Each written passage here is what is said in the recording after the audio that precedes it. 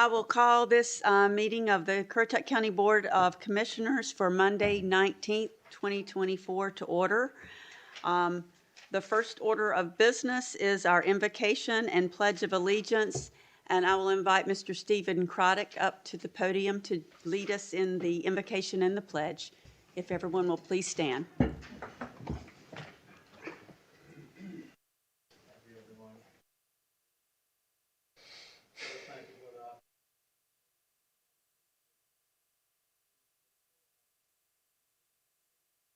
To make those harsh decisions that we have to encounter today.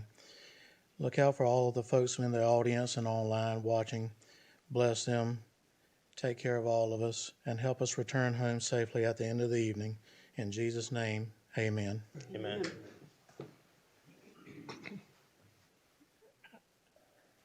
I pledge allegiance to the flag of the United States of America and to the republic for which it stands, one nation, under God, indivisible, with liberty and justice for all. Thank you. Thank you, Mr. Currituck. Our next order of business is the Ethics Awareness and Conflict of Interest Reminder. Ms. Morgan? Yes, pursuant to GS 153A-44, a commissioner has a duty to vote on matters coming before the board, but may be excused from voting on issues involving the commissioner's own financial interest, official conduct, or on matters on which the commissioner is prohibited from voting under GS 14-234 or 160D-109. In accordance with Chapter 2, Division 3 of the Currituck County Code of Ordinances, it is the duty of every commissioner to avoid both conflicts of interest and appearances of conflict. Does any commissioner have any known conflict of interest or appearance of conflict with respect to any matters coming before the Board of Commissioners in this meeting? If so, please identify the conflict or appearance of conflict. Okay, thank you, Ms. Morgan. Seeing none, we'll proceed.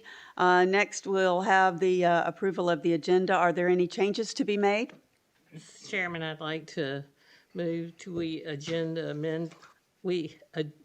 amend the agenda to remove under new business item 1, consideration of resolution removing Commissioner Beaumont from advisory boards. Can I get a second? I'll second it. Owen, you got it. All in favor of approving the agenda as amended, signify by saying aye. Aye. All opposed? Okay. Next is our public comment. I'm sure you noticed there's only 5 of us tonight. Chairman White is at home recovering from his leg injury. He's having some complications, is asking for your prayers, and Commissioner Payment is also under the weather tonight, so there's just the 5 of us, and I am sitting in a new role, so I ask for your grace tonight as well as we start public comment. First thing, you have 3 minutes. When you come to the podium, if you would please state your name and address, and then I would ask that you pay attention to the lights there. When the orange or yellow light comes on, that signifies you have 30 minutes, and when the red light comes on, that means stop. And if you are signed up to talk about an item under public hearing, I would like you to save your comments for that portion when that comes up. So our first person signed up tonight is Mr. James Mims. Ms. Chairman, while he's coming up, can I ask a quick, I don't want to take any of his time. I know initially there was a closed session. That's gone, correct? Correct. Okay. Thank you. Good evening, Board. James Mims, 105 Chestnut. And just noted my comments were written prior to the amendment. I do suspect that will still happen, just maybe at a later date. So first and foremost, I ask of this board to not remove Mr. Beaumont of his positions. When it comes to conflicts of interest, each of you state there must be tangible evidence, money in the pocket, a contract. Board, I have not seen a contract authorizing this job posting. You can claim there's text messages, emails, etc., but where is the contract authorizing the posting that guarantees the payment to the employees that run the very firm he allegedly authorized the job posting for? Let's be honest. Are we going to recuse ourselves every time there's an appearance of conflict? After all, will this board remove Mr. Beaumont in the future because he appeared to have authorized the job posting, or will we see the contract?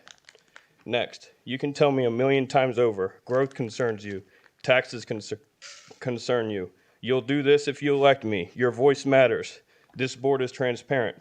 But at the end of the day, there's something very important to understand. It's your actions and words that can have a lasting impact on how the community feels about this board. I believe it's very important that as a board we can move forward in unity, that we're careful not to tell the people of this community that, quote, they shouldn't know. You can leave this meeting. Shame on you. Or we are only required to allow public comment once a month, close quotes. Let's give the voices back to the people of this county. At the end of the day, you're spending each of our money. And I don't know about you, but when somebody spends my money, I want real transparency, receipts, and I want to know who's going to be in charge of spending it. Transparency is inclusive of me, your constituent, all 7 members of this board, and every member of our community. Transparency is being able to tell each other and this public that if the vote happened in closed session to not renew the county manager's contract, and if it was only allowed to happen in open session, that we ensure that vote takes place now. Transparency is knowing that if the vote had taken place in open session about the county manager's contract, the people of this county would have known whether or not it would be renewed anyways. Transparency is letting us know there are some areas of improvement to be made, but the contract will be renewed. Not finding out only by a public records request. Transparency is doing the right thing in the face of the public, starting with the easement, how this problem happened, and what steps are being taken to ensure these issues don't happen again. Transparency is making sure the public is involved as much as absolutely possible in every transaction legally allowed and not finding loopholes that keep the public wondering. Transparency is making sure that moving forward, this board unifies and moves forward without holding grudges toward one another. I ask that this, as a member of our community, that you understand when I tell you I care. This community cares. I love this country, my family, and my community. I do genuinely pray for success of this board. In closing, I see all of you were elected to these positions because the people of this county trust each of you. Your successes in life include now what many dream to achieve in life, to represent our community. Each of you are very successful in this community, and we are appreciative of that. I read through many of your campaign pages where I read what I believe is amazing passion and drive to better the very communities you serve. At the end of the day, a school will be built. Expansions have been completed. And most of all, our children will be safe in our schools. Thank you to some amazing SROs. But there's so much work to do. We don't have to agree on policy and beliefs, but I beg each of you to serve the remainder of your terms the very way you campaigned, to be open to as much public comment as possible, not just what's required, to not grow government, but to shrink it and give the most power back to the people, particularly the small businesses in our community, to once and for all be truthful, be transparent, and to do so in unity. That's what everyone, including yourselves, deserve. Thank you. Thank you. The next person I have signed up, Robertson. Sorry, I can't read the first name, so. Donna Robertson, 104 Brumsey Landing Drive. I want to thank everybody here tonight for being part of the process and taking time out of your evening to show up. I want to thank the board for being here and being public servants. I think we all deserve some credit for being here tonight and trying to be part of the solution. In light of recent events, there was an issue in the county. It was dealt with. And I think the important thing is we move forward together as a community. We've reached the point where the only thing I can equate this to is on my birthday or Christmas, when you get that, what do you want for your birthday or Christmas? And you say, I have everything. Well, we are fortunate in Currituck. We do have everything.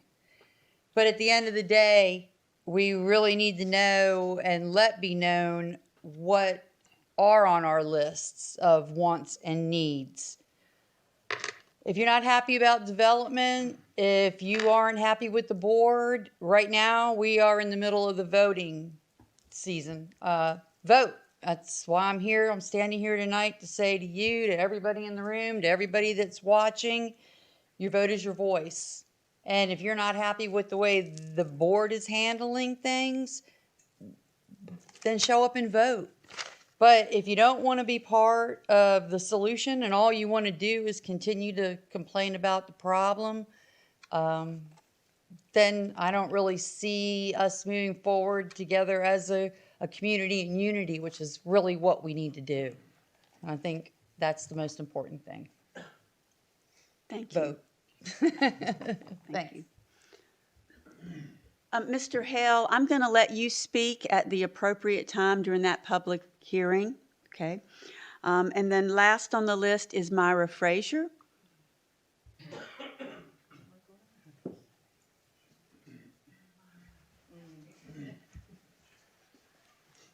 Hi, my name's Myra Frazier. I live at 133 Pinto Drive, Moyock. When I signed up, it said subject, I just put kindness to others. I didn't know the other two people were going to be missing, but I don't call anybody by names, so I just wrote a statement. Uh-oh. All right. I picked up my song lyrics instead of my Want to sing notes. to us? Orphans of God, I don't know if you know that song or not. Definitely. Okay, so what I will do, because I don't want to hold up the meeting, is I will email you Okay, my comments, okay. because I don't really want to get into it unless I could read it the way I wrote it. So, I would ask that you email it to all of us. yes, I will. Okay, thank you. Yeah, but my main thing is, I don't think citizens have been paying attention to what's going on too much. And I started getting enlightened to that when I went to the Citizens Academy so far. That's been a very good outlet to ask questions about things. And so for a few years, the first meeting I came to of last year, I think was at Christmas, and the person kept saying, it's such a big crowd, we're glad to see everybody. And I counted the room 3 times, and counting the deputy, there was only 27 people. So apparently, about from 10 years or more back, they didn't see what was going on in the heyday, because everybody was interested in what's going on. My pet peeve that was on there that I can remember, it's been 3 years since some of the advisory boards had met. I don't understand why you don't take the advice of the advisory boards, or why they stopped. So that's something I'm interested in. All right, so that's it. Thank you. Thank you. I don't have anyone else signed up. I don't know if anyone got here late. Is there anybody else who would like to speak for public comment? Come on up and state your name and address. Good evening, Steve Hendrick, 296 Summit Farms Trail.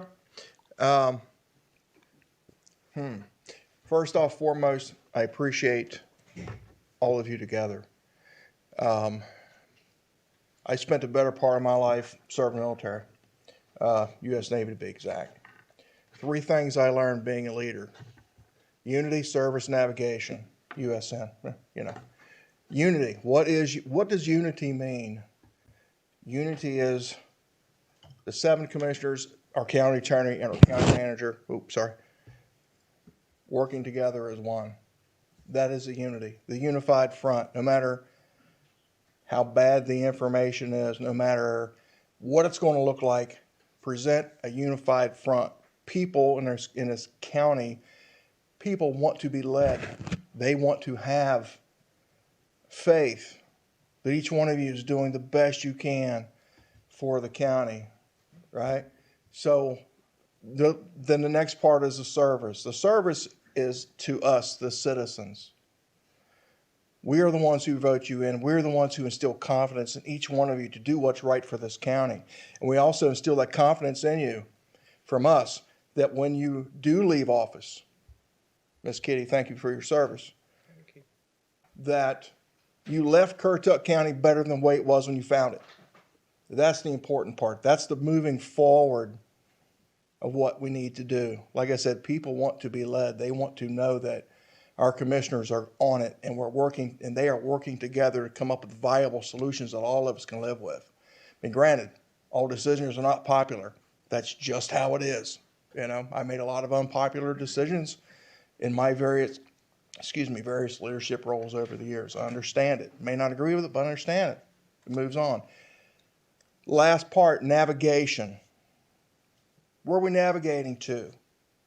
It is up to all of you in front of us to navigate this county daily to better places than yesterday. So with everything that's happened, transpired within the last, 3 or 4 weeks, however long it's been, we navigate forward. We continue to press forward and do what's best for the county, best for the people. Thank you. Thank you. Okay, anyone else need to speak? All right, with that, then we will move into the next part of the agenda, Commissioner's Report. I'll just start first and wish both Commissioner Payment and Commissioner White healing and good health.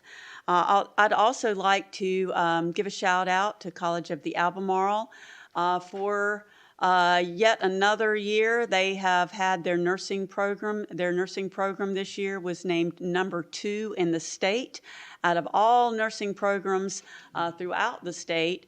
And I'm very proud to be affiliated with that organization and know that all of those nurses that they turn out will be the ones in this area that take care of us when we need them most. So congratulations to COA, and I look forward to next year getting back that number 1 spot.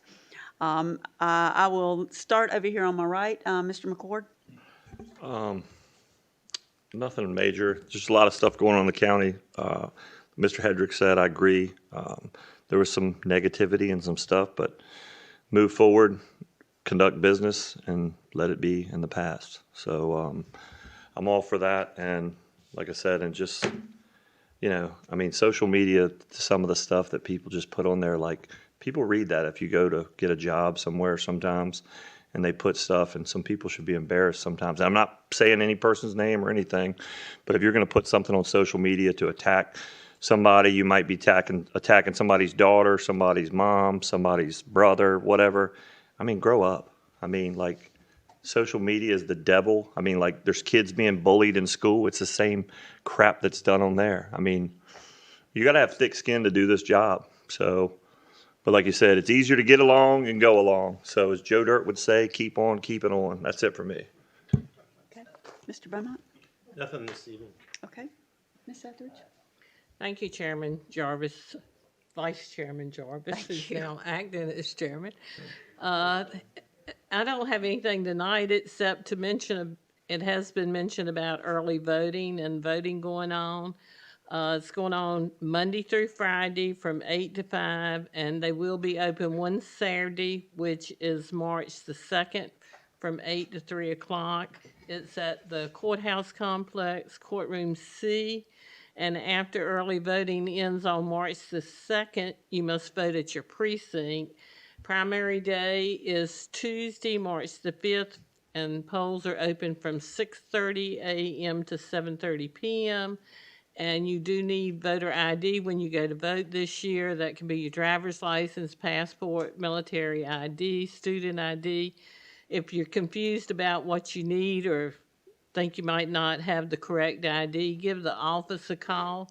Their number is 232-2525, and they'll be glad to answer any questions you might have. And also, we'd like to give a warm welcome to the new Director of Elections, Kimberly Twine, and we wish her a lot of luck with her first election. Thank you. Thank you. And Mr. Owen Etheridge? Thank you, Madam Chairman. I've been to all the meet and greets for the candidates that's been held so far this year, and I think people are paying attention because the attendance at them compared to prior election years has been a lot more people showing up. So people are starting to take an interest. I'd like to think that one of the reasons for that is because of the Citizens Academy, as Mrs. Frazier pointed to, has alerted people just what is going on and how county government has to operate under the state statutes. And with that, Madam Chairman, that's all I have to say. All right, thank you. The next item on the agenda is the county manager's report. Mr. McCree? Thank you, Vice Chair. First of all, sorry to report that for the third time, the county was denied a needs-based school grant by the State Department of Public Instruction. We had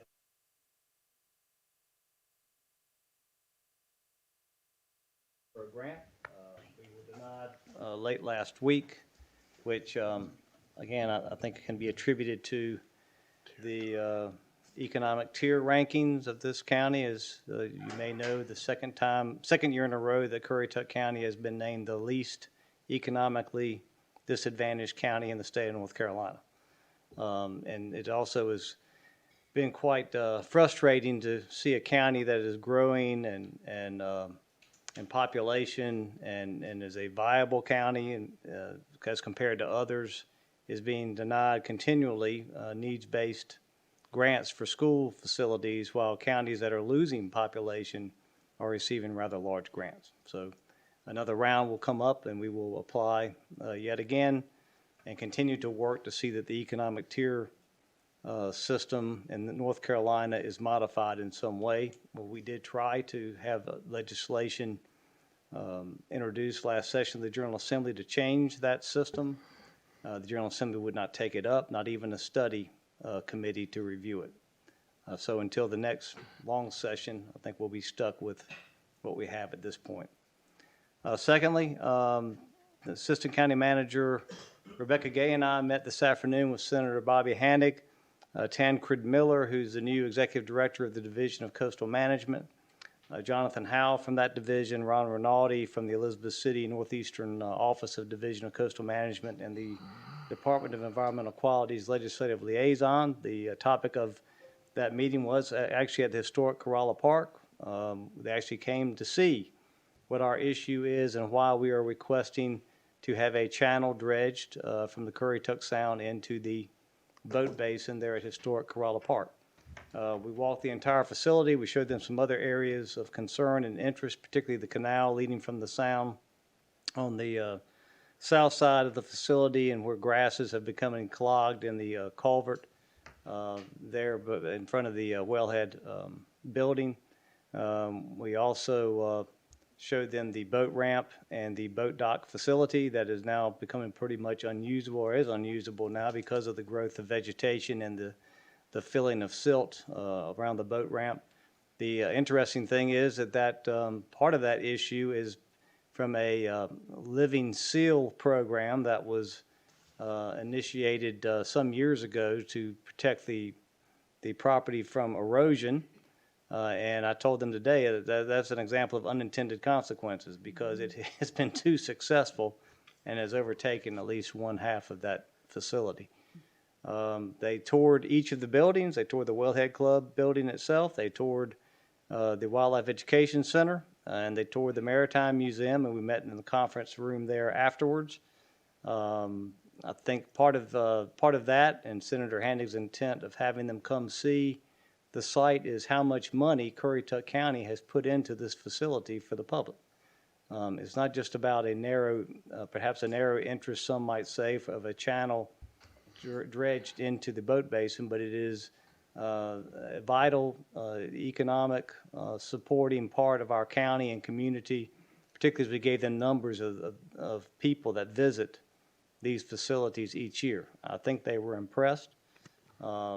We got positive comments, much like we did when Senator Handig and I met with the Army Corps of Engineers last month, to the extent that they promised us that they were in the business of issuing permits and will do everything they can to work with us if their rules allow it and if at all possible that we can reach that conclusion. And so we will continue with our engineer who we had engaged in past efforts. We re-engaged with Quibble and Associates going forward to put together a package for at least a pre-scoping meeting and then determine what steps we should take from there.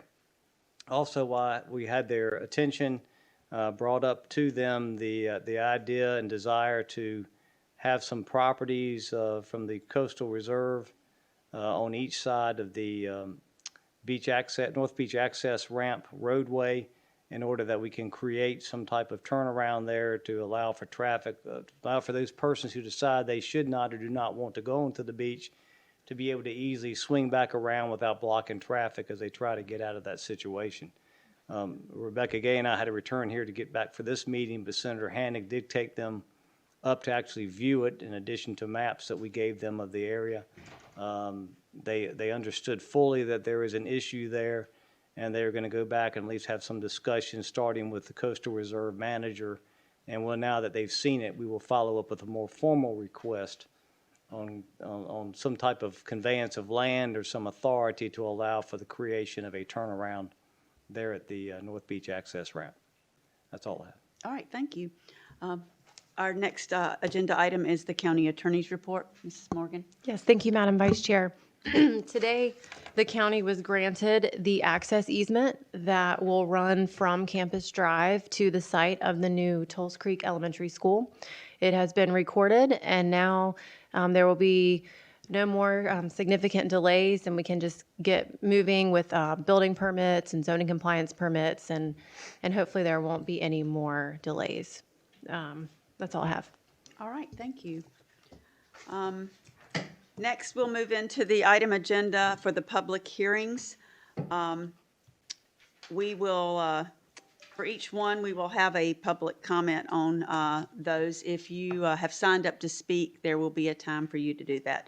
So our first agenda is HPC 2301, the Coulong House. Lyle O. Forbes Jr. is requesting local historic landmark designation for the Coulong House located at 315 South Indiantown Road in Shawboro. The property is owned by Lyle O. Forbes Jr. and Geraldine V. Forbes. Do I need to swear them in at this time, Ms. Morgan? No, okay. All right, I will turn it over and let you do your staff presentation. Hi, my name's Anna Cherry, just for your information.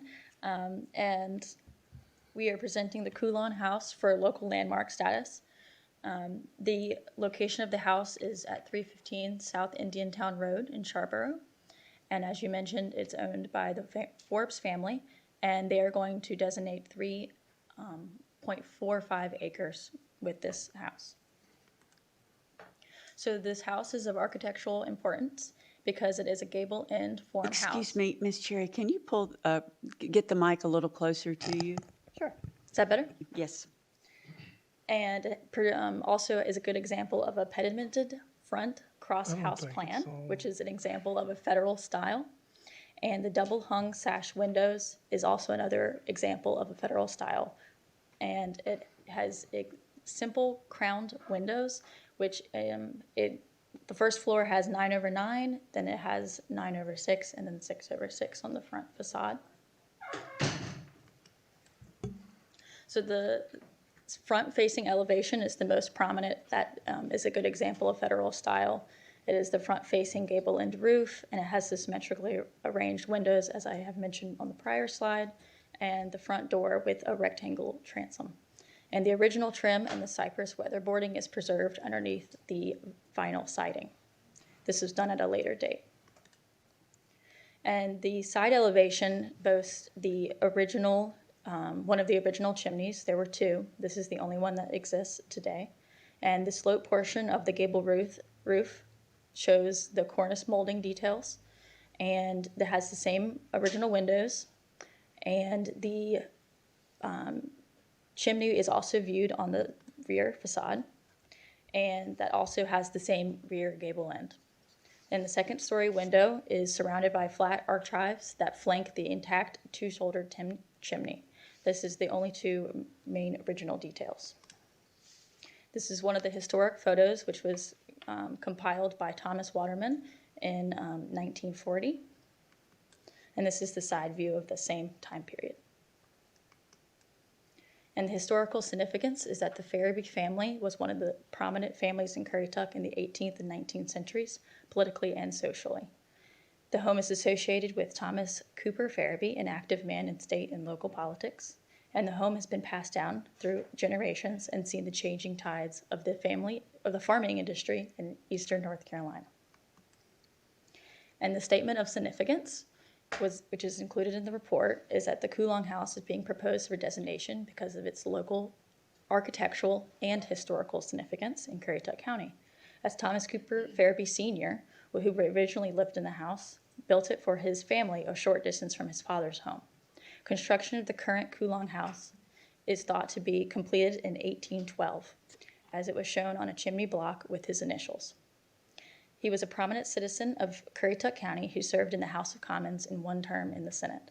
Through his political career, he also farmed the 130 acres which still surrounds Kulong. The federal-style house retains many of its original architectural details as evidenced by historic and current photos, including the gable and form and cross hall plan. The Kulong House is described as vernacular, simple as it lacks the complexity of form and the roof line that identifies the high-style examples more commonly found in urban areas. The Historic Preservation Committee recommends approval as being proposed for designation for the local significant or local landmark status, as it is found to be architecturally and historically significant. The federal-style house retains many of its details as evidenced by the photos and the front cross hall plan as mentioned previously.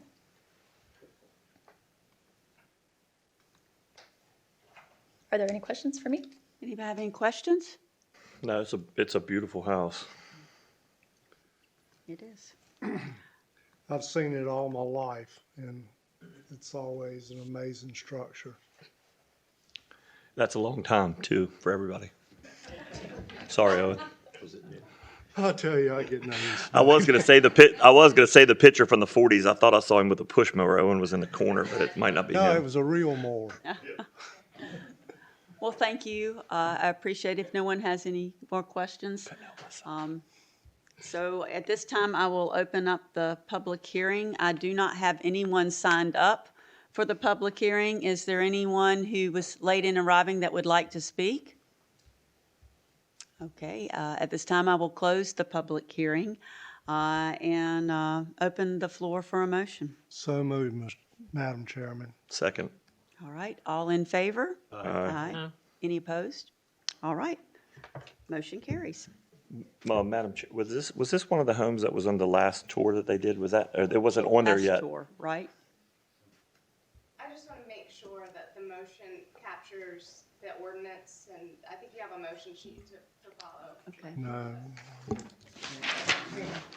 Yeah, I got Oh, it. there is. Well, I'll restate my motion Okay, then. thank you.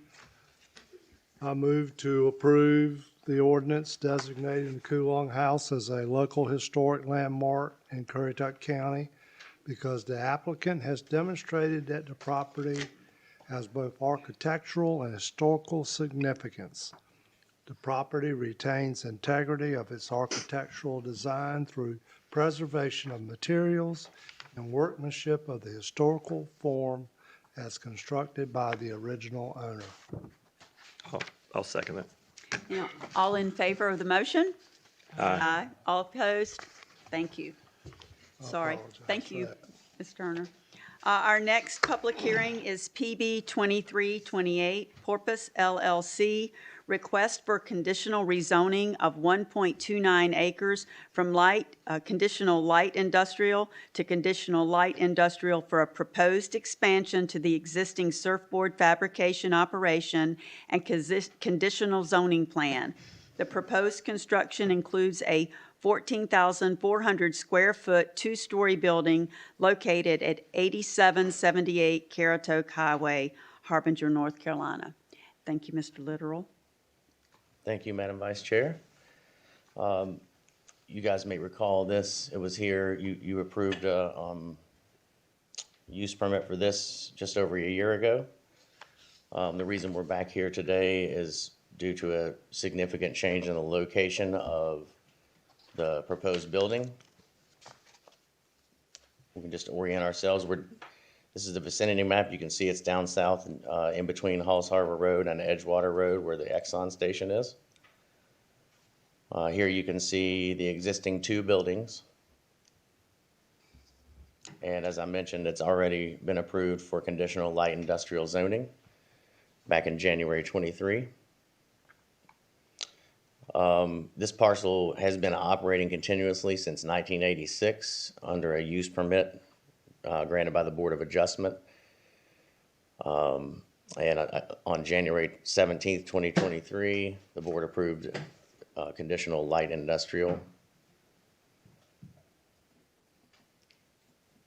And here is the conceptual plan from the last approval, and you can see here in the front where the building was proposed.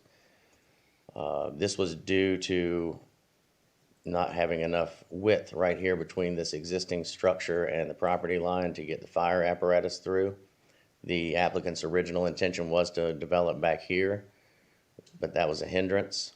So they decided to go with this front placement. Since that time, they became aware of the impending DOT road widening that's going to happen in this area. And so due to concerns over that, they've decided to actually demolish this rear building to provide the width for the fire apparatus and go ahead and move the building to the back where they had originally intended. And you can see the new conceptual plan, which somehow is, yep. So here's the building, the new building in the back. And you can see where the parking lot is here is where the old building used to sit, the one they're going to demolish. And here is a building elevation, so you can get an idea of what it might look like in the front. The site is designated as G3 by the land use plan. And you can see that G3 does include light industrial uses as an appropriate land use. And the Point Harbor sub-area encourages and incentivizes revitalization of existing businesses.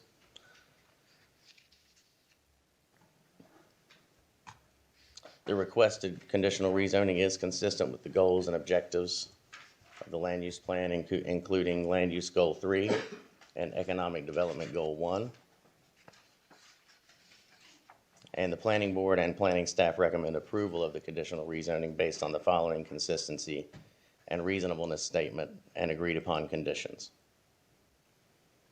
So the agreed upon condition is that all proposed development will be consistent with and as allowed within the LI zoning district, including uses, dimensional standards, and the land use plan.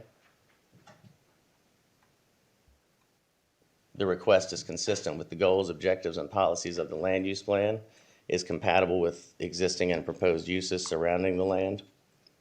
It is reasonable and in the public interest because it would result in logical and orderly development pattern and would not conflict with the public interest. And with that, I'll leave you with the conditional rezoning review standards and be happy to answer any questions. Okay. Does anyone have questions for Mr. Little? I was reading that it doesn't have to have sprinklers in the building.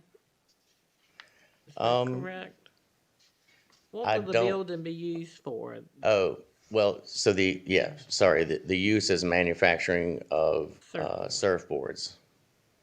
And so I'm not really qualified to answer the sprinklering question. That would come through the building code, an appendix B, that an architect draws up, decides whether you have to sprinkler or whether the fire hydrants are adequate that are nearby. All right. Other questions for Mr. Literal? Would the applicant be able to address that, I guess? Are they going to come up as well? I think he could, yeah. Okay. All right. Thank you. Thank you. I'll now call up the applicant.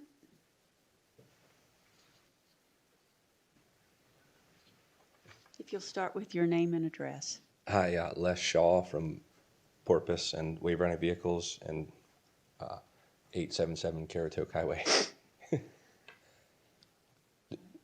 Do I wait for questions, or do I need to answer? Do you have a presentation, or do you have a? Okay. No. Again, the biggest challenge has been we have this about a similar square footage. We'll be increasing our square footage, but the part of the operations are a little bit north near the water park, and as the bypass has grown, and thankfully speed's been reduced lately, but it's grown more and more complicated to have two locations operating to start and finish surfboards there. And this seemed like the best way to consolidate and grow and keep the factory close to where it is because all the folks enjoy its location due to some folks live in northern Currituck, some folks live down in Dare.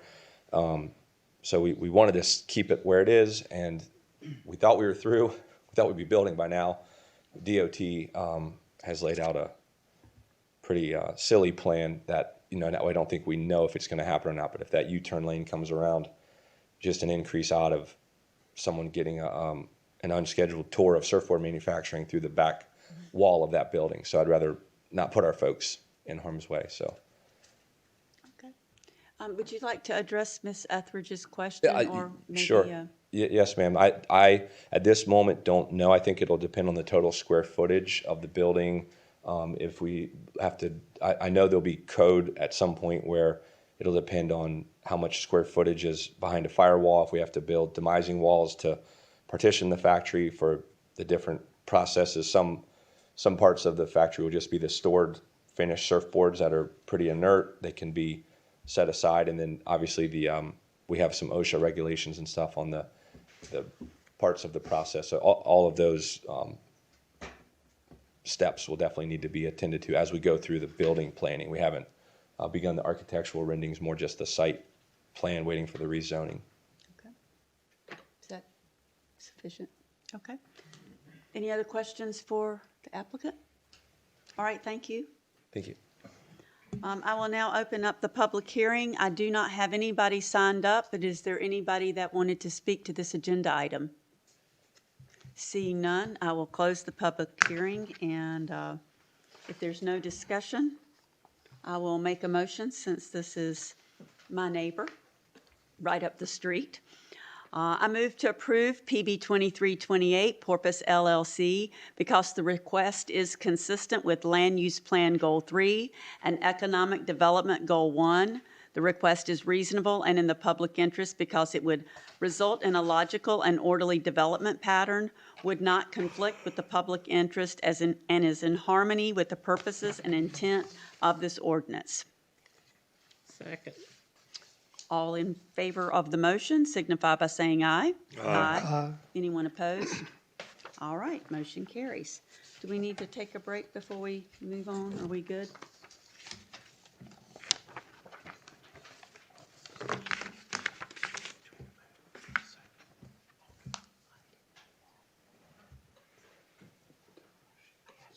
All right. Our next agenda item is PB 8756, Monterey Shores, PUD, amended sketch plan, special use permit, and marina special use permit. Outer Banks Ventures Incorporated, A, request an amended sketch plan, special use permit to change single-family lots and townhomes to zero lot line duplex lots and increase upper story dwelling units from 6 to 9. The request increases density on the parcel from 36 dwelling units to 65 dwelling units and includes changes to proposed amenities. And B, request a special use permit for the operation of a 56-slip marina.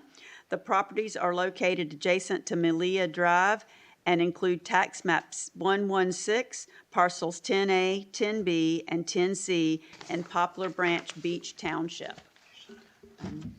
Ms. Turner. And Here all we people, go. yeah. Anybody who is going to testify or present evidence needs to come up and be sworn in.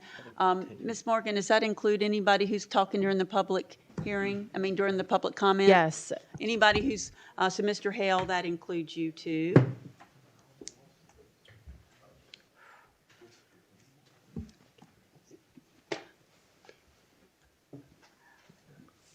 All right. If you'll raise your right hand. Do you swear that the testimony that you're going to give is the truth, the whole truth, and nothing but the truth, so help you God? Okay, thank you.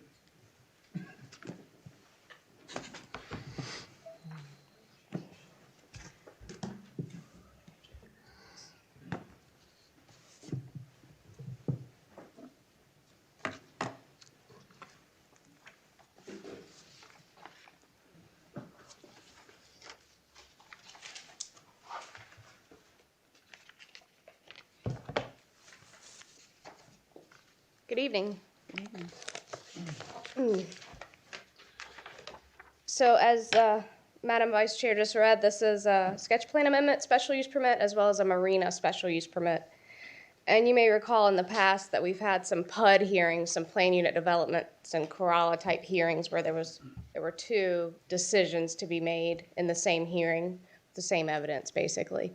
And so you do have prepared motion sheets for each. Just make a note of that. Go with this. So as you read, this is used to be parcel 10. They did a recombination plat and split the parcel into 3 greater than 10-acre parcels maybe a couple years ago.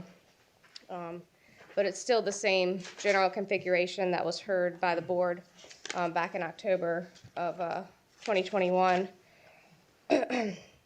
Here's a zoomed out view of the property. I'm sure everyone's familiar, but we have to the south here, we have Timbuktu. Here we have Monterey Plaza and some other commercial that's part of Monterey Shores here. Monterey Shores subdivision, Whalehead subdivision, Buck Island here across the street.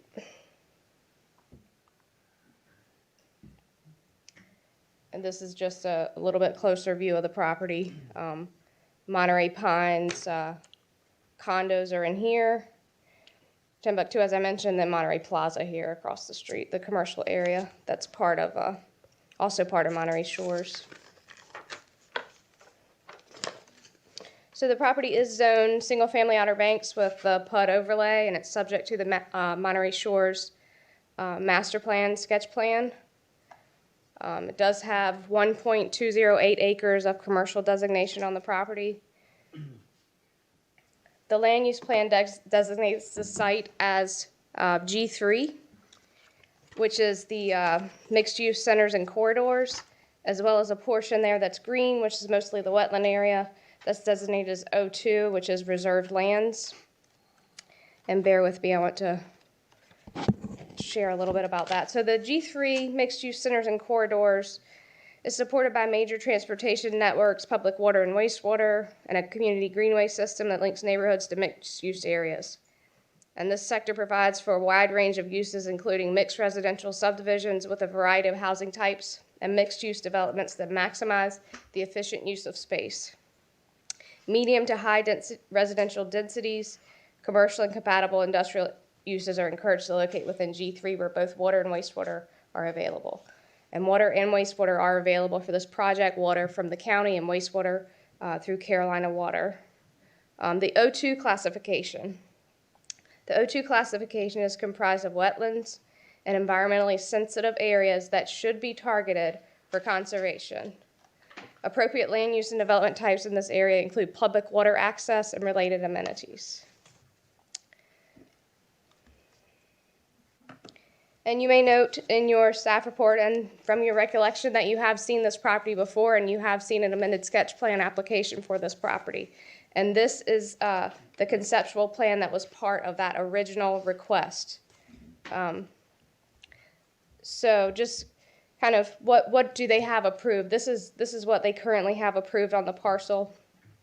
So they have these 5 residential lots where they can build single-family dwellings, a restaurant with an outdoor entertainment area. Now, outdoor entertainment and PUDs require a special use permit. They do not have a special use permit for that particular use yet. They indicated they don't really have enough information at the time to apply for that. They do have some buildings permitted over the water with retail on the ground floor and upper story dwelling units above. They have proposed paddle boat rentals here from a building adjacent to the existing pond. And then there were some townhomes.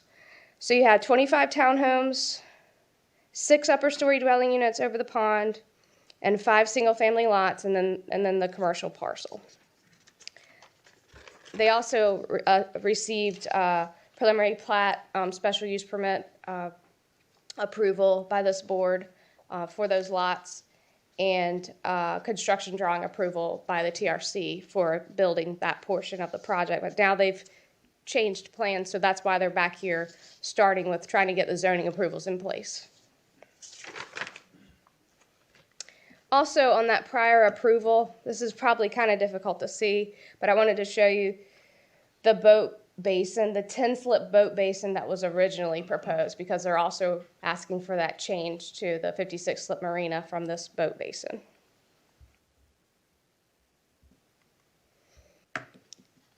So in plan unit developments, we know that there's certain standards that have to be met with special amended sketch plan requests, that the density doesn't exceed the maximum of 3 dwelling units per acre, that there's a minimum of 30% open space area, and or 35 rather, and that there's no more than 10% commercial. And so with this particular project, they're not asking for any more commercial designation that was already approved. You can see it was approved a little bit over that max. They're still complying with the minimum required open space requirements, and you can see their proposed density, adding the additional 29 units to this project, is still within that under 3 dwelling units per acre, coming in at 2.488 dwelling units per acre, 776 dwelling units for the PUD in its entirety. And you can see here the master plan layout of Monterey Shores that shows the residential, the open space, and the commercial allocation, as well as this particular request here. Here is the current request and the layout of that request. You can see, let's see if this is the best picture. We'll go with it. There's 38 one-story duplex units here. There are 18 two-story duplexes here. And that's each individual unit is counted as one. Or duplex units is probably what I should say. And then there are 9 upper story dwelling units over the retail over the pond. They are still proposing the restaurant with the outdoor entertainment deck. Again, that needs a special use permit. They have integrated their paddle boat rentals into these buildings here with a dock. Again, that needs a special use permit because it is outdoor recreation and it needs a special use permit. Let's see here. They are proposing, I'm going to click, see if it's better here. They're proposing some amenities you can see here. There's a pickleball court, clubhouse, a pool. There's cluster mailbox units. There's walking trails around the property. They are, so let's see here. Ms. Turner, Yes. could you go back and, Here? well, it doesn't matter, whatever one, when you were talking about duplex units, and then you said, oh, well, can you go back and repeat that? In other words, Right, yeah, so. it was somewhat confusing So as when you say a duplex unit, is that 2 units That's or is one. that 1 So unit, it's- 2 residents? So it's 38 total units. So 76. So it's 19 duplexes. Got it. Okay. Sorry about the confusion there. 19, so 38 lit dwelling units. 38, yes, 38 dwelling units, 19 Got it. buildings. Got it. And the 18, Connected. the I like 18 that description. Okay. The 18 was 18, correct? The second number you gave. No, that's 9 buildings, I'm 18 units. 18, okay. Yeah. Yeah.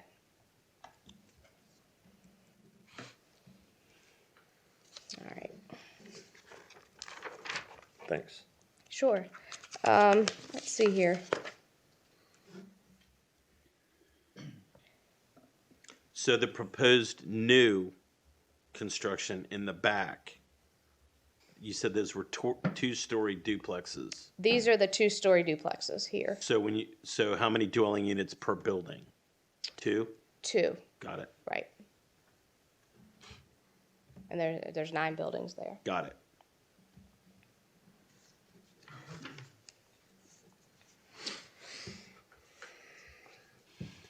I think we'll talk about the permitting process. So previously, they were proposing a couple different types of development. One was the subdivision where we talked about they got preliminary plat approval for those lots, the residential lots and the commercial lot. under this application, this request, their permitting process will be major site plan. The ordinance, so it will not come back to this board. A major site plan doesn't come back to this board. But the major site plan, it's gonna be 0 lot line development for the townhomes and the, just the townhomes. So that's gonna be 0 lot line development, which is a type of approval that you can get through the major site plan process as opposed to subdivision for duplexes in the county. So that's how it will ultimately be permitted before it's built. Also, on the restaurant and the commercial portion over the pond, they've indicated that will be condoed, so that will also be reviewed through a major site plan. And basically what that means is that these driveways on the property, they're not streets, they're not right-of-ways, they're drives. They're like private driveways, which is why they're actually able to have parking like it's laid out, because we actually don't allow on-street parking on streets in Corolla. So it's maybe slightly unusual in that respect, as we haven't seen many of the 0 lot line applications. When you say 0 lot line, you mean the duplex is right on the property line, right? The duplexes will share a lot line internal to the outer parcel. Okay. I think they're shown here. Let's see if I have. You can see here these lots that are going around the building, but that center line there, that center lot, is shared by both buildings. Mm-hmm.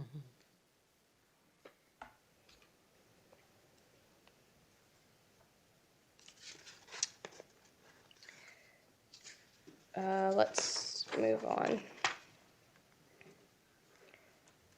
They did provide a parking schedule, and I can see right here that that's not showing up. I cannot read it, but I know it's in your packet, and I can review that if you'd like me to go through and review that line by line. But they are required to provide, I believe it's 244 spaces, and they're providing 250 spaces for the which meets the requirement.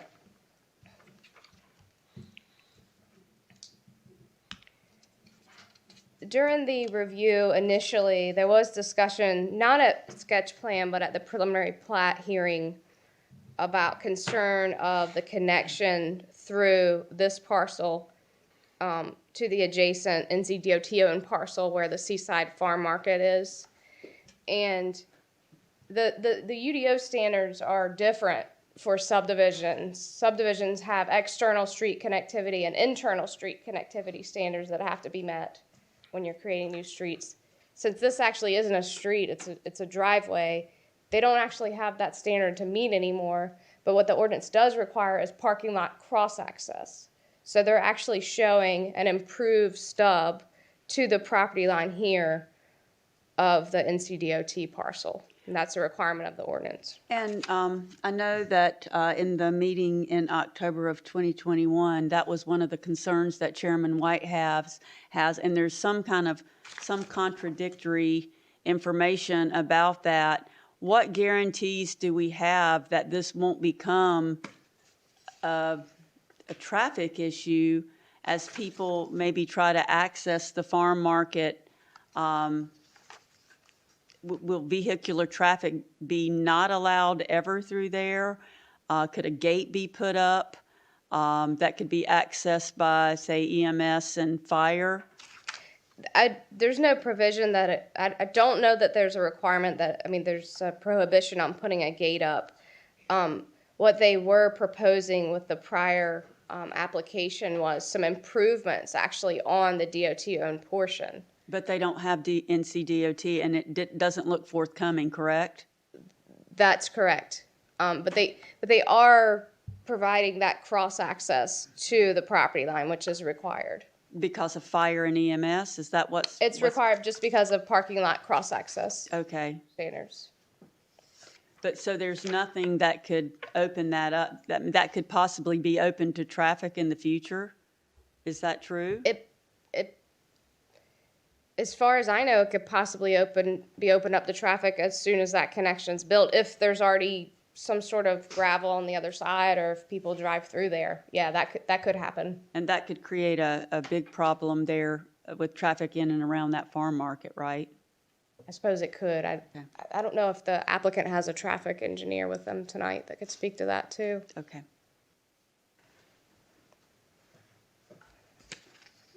It's already really busy there right now.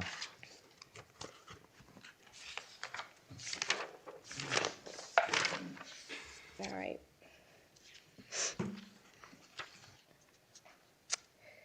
All right, so when I was showing you the lot lines here, this is,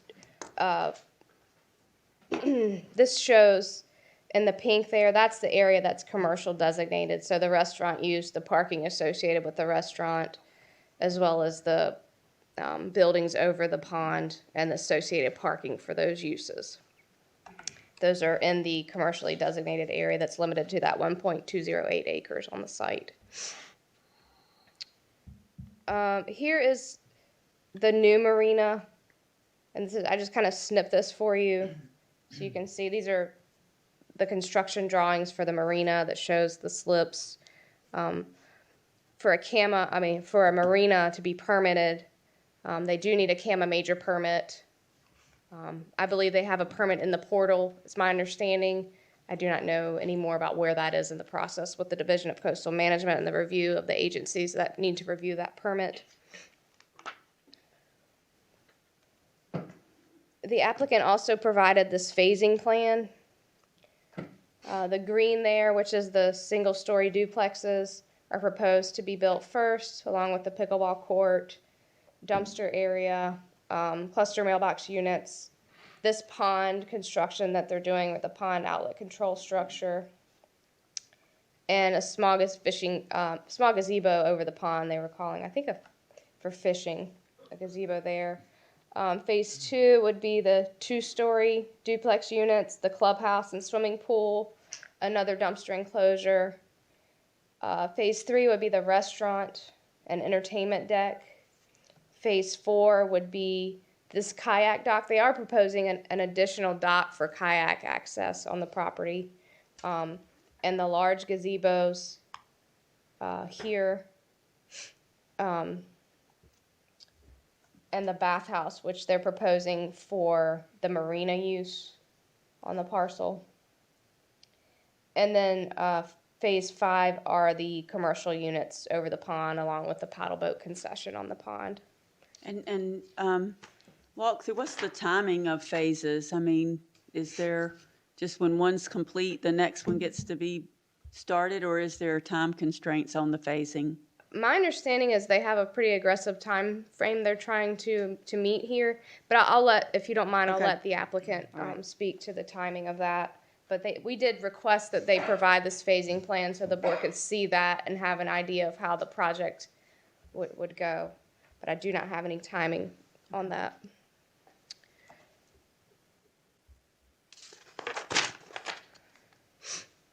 These policies of the Imagine Currituck 2040 Vision Plan are in your staff report. And, you know, when we present these evidentiary hearing requests, these special use permits, staff and the ordinance actually lays out that the technical review committee provides review and comment on the application. So in reviewing it, we include policies of the plan that may apply. We're not indicating that they do apply or that it's consistent with all of these policies, but these are just policies that we've pulled out for you to review to consider whether it meets the plan or not. So we have these land use policies. Land use policy 1.3, consider community character and establish visions for the community. Land use policy 1.4, protect the uniqueness of the county through preservation of farmland, wooded areas, open space, and water views from roads, walkways, and other public spaces. Policy 2.1, continue to encourage businesses to coordinate site design with nearby businesses, including shared or connected parking and access, pedestrian and vehicular movement, and consistent signage. Economic Development Goal 2 promotes sustainable tourism that improves quality of life for residents and preserves the natural and cultural resources of the county. Infrastructure and County Services Policy, that the cost of infrastructure related to demand created by new growth shall be borne in equitable proportion by those creating the additional demand. Infrastructure policy 3.1, the new development shall connect to the county's water system at the expense of the developer. Transportation policy 2.1, that new development shall construct pedestrian walkways and multi-use greenways that connect adjacent residential and commercial areas. And that reminds me that they are proposing, and as I mentioned earlier, they're proposing some internal pathways, but they are proposing a connection out to NC-12. And I don't know if that's very well shown here. Oh, you can see. It crosses over Malia, if I'm not mistaken, and then comes down to a crosswalk here on the east side of Malia Drive and the adjacent driveway for Monterey Plaza. You speak of Malaya Drive. In the packet, it says that it must meet NCDOT construction standards, and next to it, it said agreed. That Right. means they're Yeah. So the applicant has agreed that is a condition, and that was a condition before. right. So they know that they have to bring that road up to NCDOT construction standards with this project. I think there's been some issues with the road in the past, and currently with some erosion there. I'll go back to the land use plan policies here.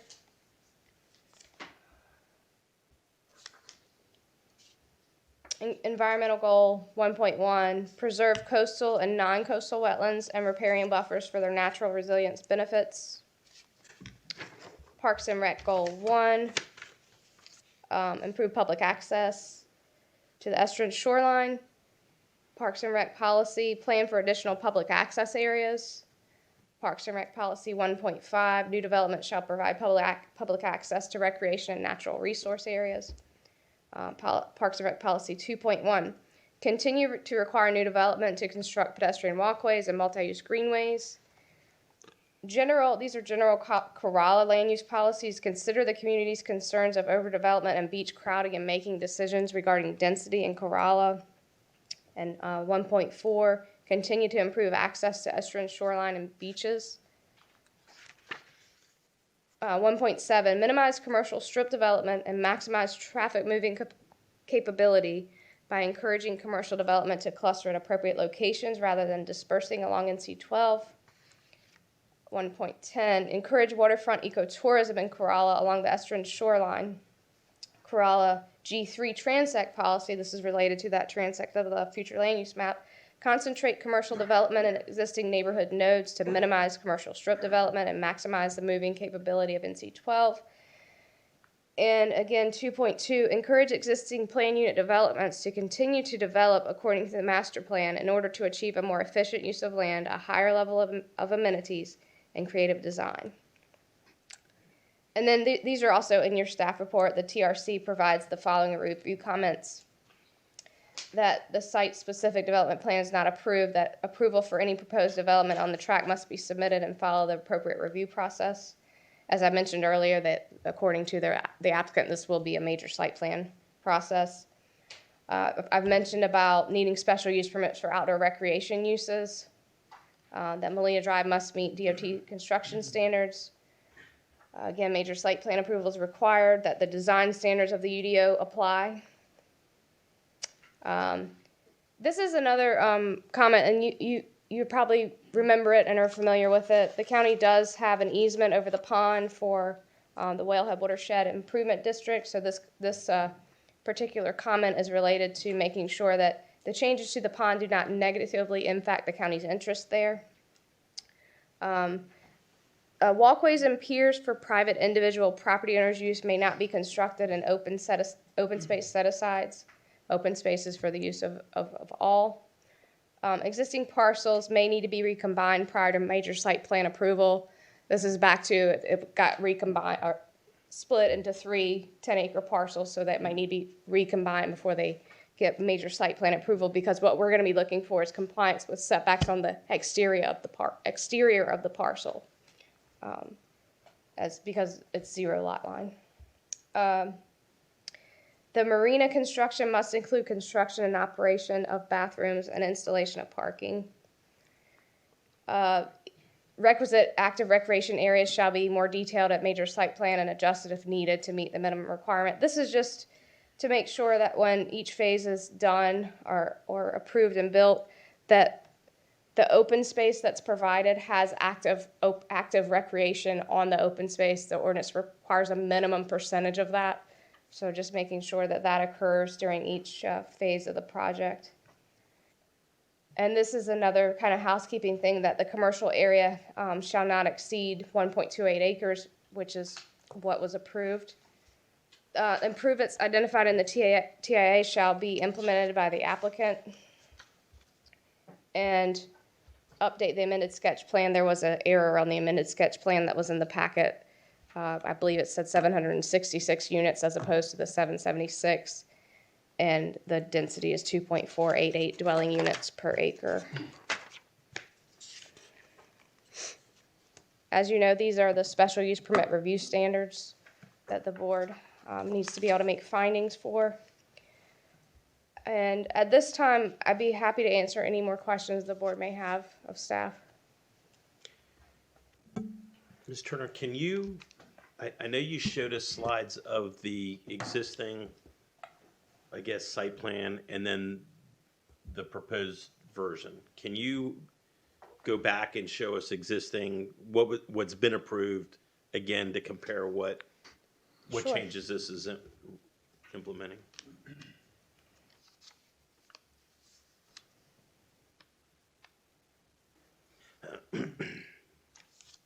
So this is what's been approved.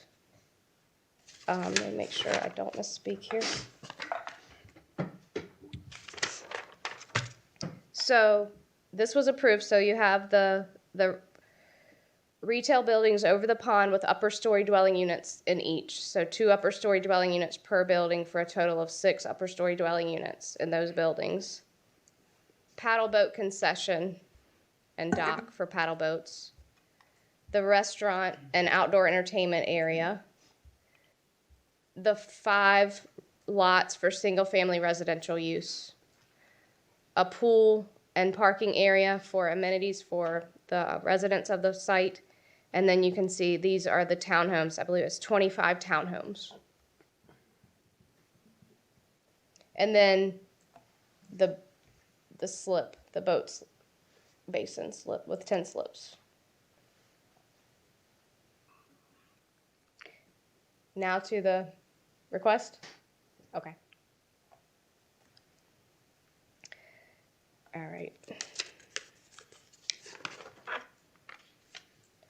So here are 38 units in a duplex development, 1-story units here. Here are 18 2-story units in duplex style. The restaurant with the deck, outdoor entertainment deck, a clubhouse, a pool, pickleball courts, as opposed to what we just saw where the pool was here. Then we have the buildings over the pond, retail, the incorporated paddle boat rentals in that retail. And as opposed to 6 upper story dwelling units here, there are 9 proposed upper story dwelling units. And then, of course, the 56 slip boat basin, marina.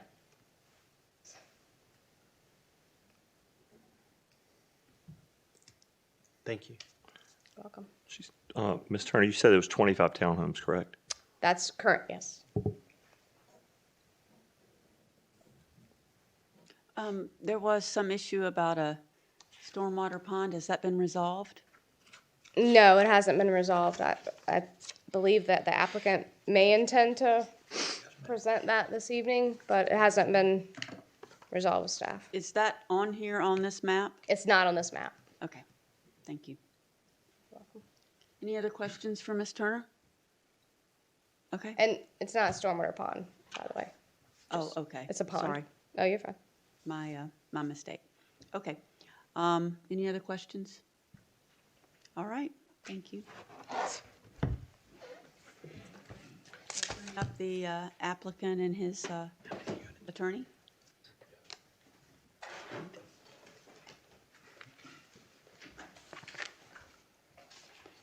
Good evening, Commissioners. My name is John Morrison. I represent the applicant. I'm an attorney with the Twyford Law Firm with offices in Moyock and Elizabeth City.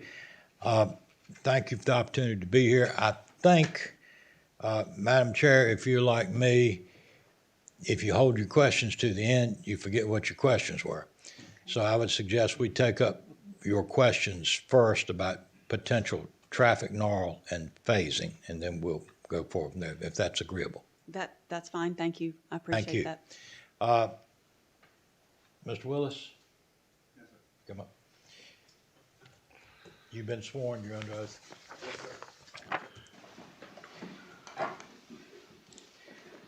Would you give us your name for the record, please? Yes, I'm Rick Willis with Outer Banks Ventures. All right, and are you the president of Outer Banks Ventures? I am. Okay, and you've largely been responsible for this development? Yes. All right. The chairwoman raised a very relevant question, which I agree was under substantial discussion the last time we were here, about the possible traffic gnarl. I'm going to put some propositions to you, and then you tell me if I'm correct or incorrect. Yes, sir. The previous problem about getting access to alleviate the traffic snarl, or potential for a traffic snarl, over DOT land was that DOT was not giving any easements or leases because of the potential for the Mid-County Bridge going there. And until that was resolved, they just weren't doing anything. Well, the Turnpike Authority responded that they intended to use that property as a laydown yard for the construction of the Mid-County Bridge on the new site, which is located further north in Monterey. All right, so my point is, the lawsuit that was pending against DOT to preserve that land has been dismissed, and the appellants, or excuse me, the plaintiffs did not take an appeal. Is that correct? That's correct. All right. So there is now no longer any prohibition about dealing with DOT. Except internal in DOT. DOT will not give us access to that site because they want to preserve their use. All right, and so how would you address the commissioner's concerns? Well, we redesigned the project to just use ingress and egress through Melia Drive and no longer ingress and egress through the NCDOT property.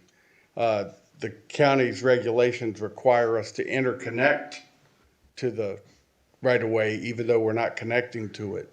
That's how your ordinance reads. So we're improving to the property line, but we're not expecting to connect, and would be fine with putting up a lockable gate if that's needed to keep people from just going through So there there. at the stub out, you would put up a gate to prevent vehicular traffic. Give the fire department and EMS a key to it. I think there's some way to do that where they have a way to go in and out of it. And you are agreeable to making that a condition? Sure.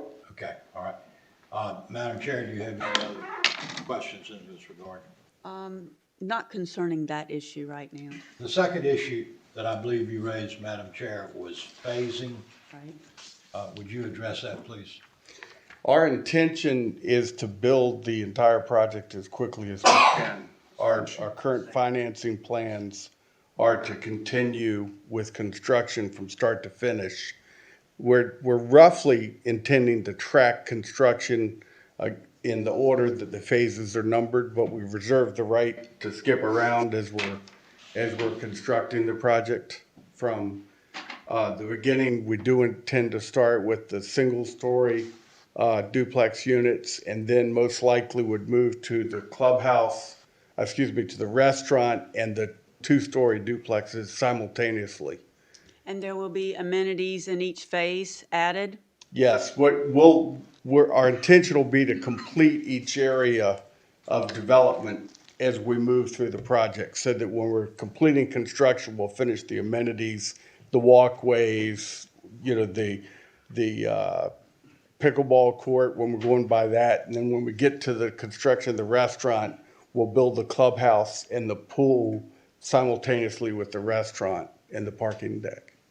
So our intention is to complete development of the entire project, which is somewhat different than phasing. All right, I would tender Mr. Willis on these two issues to any other members of the board if they have questions. I have a question on the gate, as far as if there was no, because of DOT or whatever, I mean, like I said, maybe, I mean, if we have to have a key, if you got 75 deputies, 30, I mean, that'd be a lot of key. I mean, would there be like maybe a keypad or something? Whatever will work. I think Martin Okay. had said that there was some system we could put there, but whatever is a workable solution is fine. Could be a breakaway as well. A breakaway?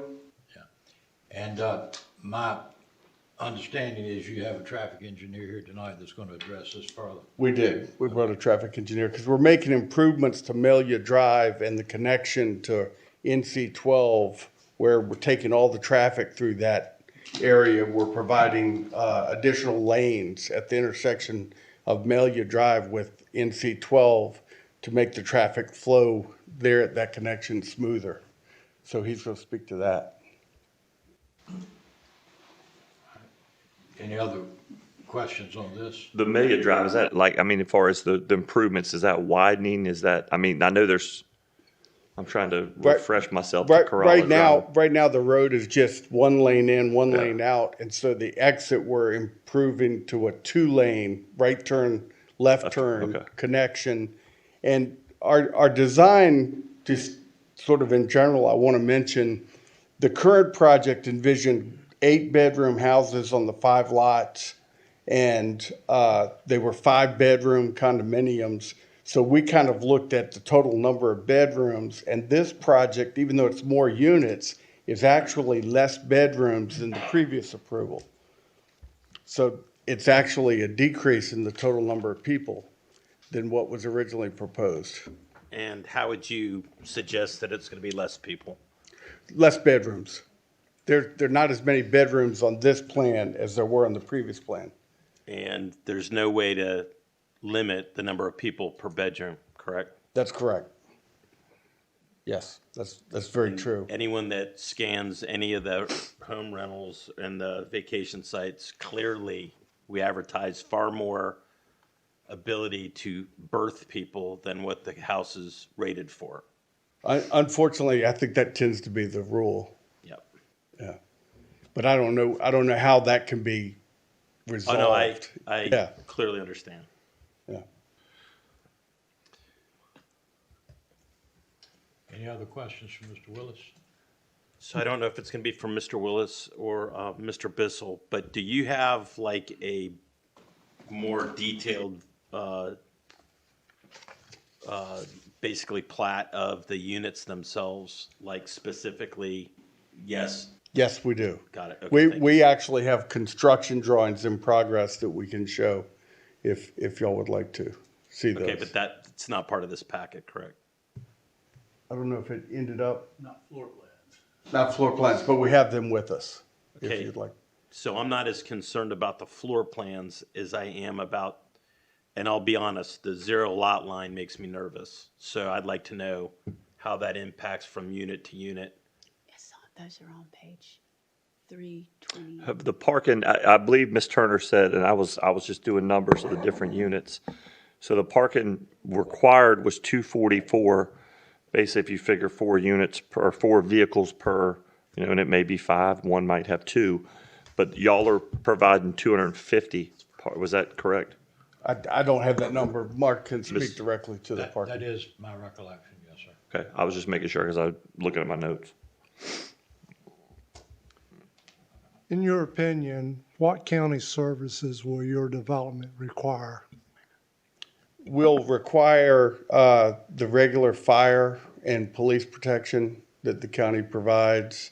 We are hooking up to the county's potable water system, so connection to the water system and access to the roads, the utilities in the county. But no, I don't envision any school children coming out of this development because I don't envision very many people living here. I imagine there'll be a few, but not many. And I doubt if any would have school children. they tend to be more worker type people if they're living there. But most of the users are going to be seasonal.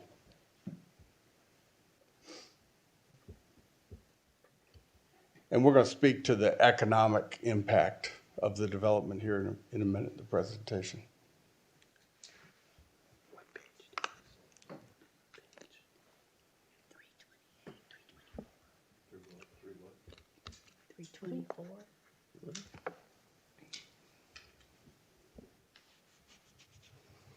Does anyone else have any question for Mr. Willis? Thank you. I can answer your questions as we go along. Thank you. Madam Chair, you raised the question about a pond. What I'm saying, I'm not a witness, I'm not sworn, so this is just in terms of explanation to be borne out by the evidence later. There will be a pond resulting from landscaping. There will not be, it's not a mining operation, it's not a drainage pond. They're going to remove land or dirt from one part of their property and move it to another part of their property for fill. As a result of doing that, of course, the water will seep up. But when it comes to appropriate time, I will show you what I believe are the applicable sections of UDO that makes that permissible. We will ask that my clients are doing this as a courtesy.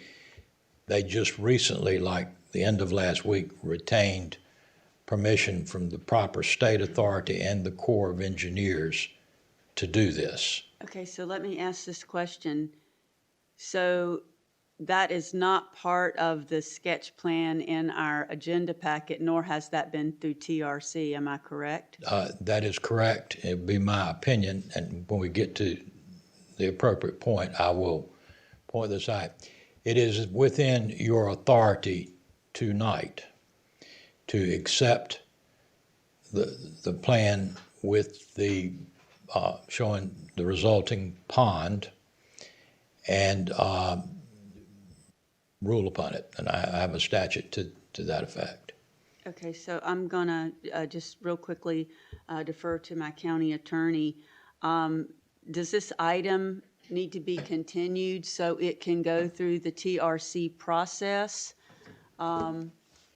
So pursuant to the UDO, any revision that's either substantial revision or one that has not been requested by TRC or this board would need to go back through not only TRC, but would have to go back through as if it's a new application.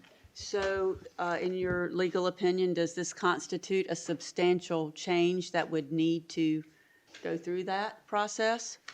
Yes, and I would also defer to Ms. Turner as well. I mean, I think it does, and I would like to hear from Ms. Turner what she would think.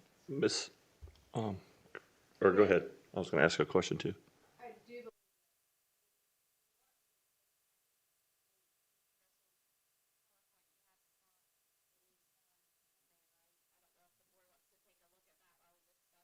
I was going to ask, I mean, like if the pond's the size of this room, you know what I'm saying, or if it's like a 10-acre pond or something, I mean, like 10-acre pond or depending on the size of the pond, I mean, if it's a tenth of an acre would be a different scenario than a 10-acre pond or something. That's why I was just curious the size of it. It's 60,000 square feet, which is Which is almost an acre and and some, half. yeah.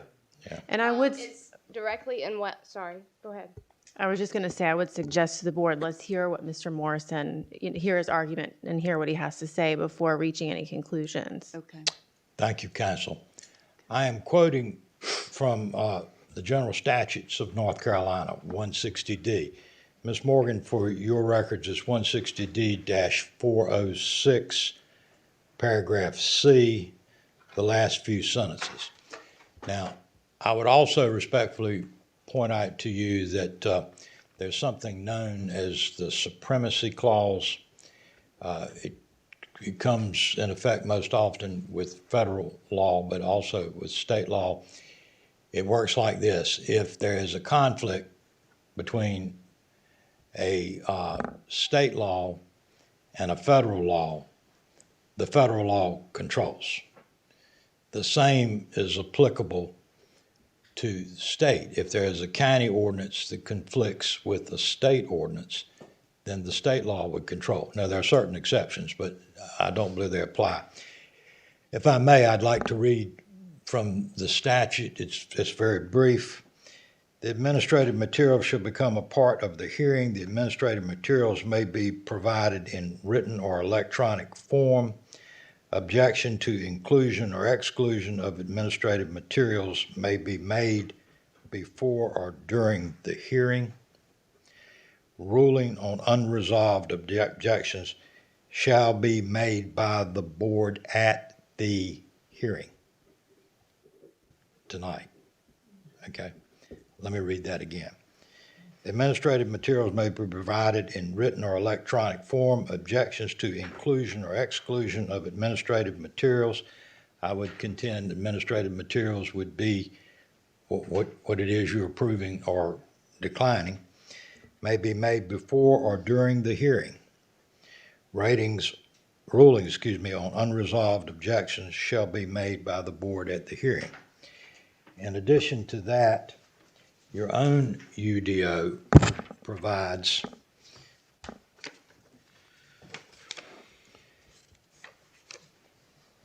that whether or not something is material or not material upon application is to be, a substantive change, rather, is to be made by the planning department or the planning review committee or the TRC, and note the use of the word or the deciding body, which is you, okay?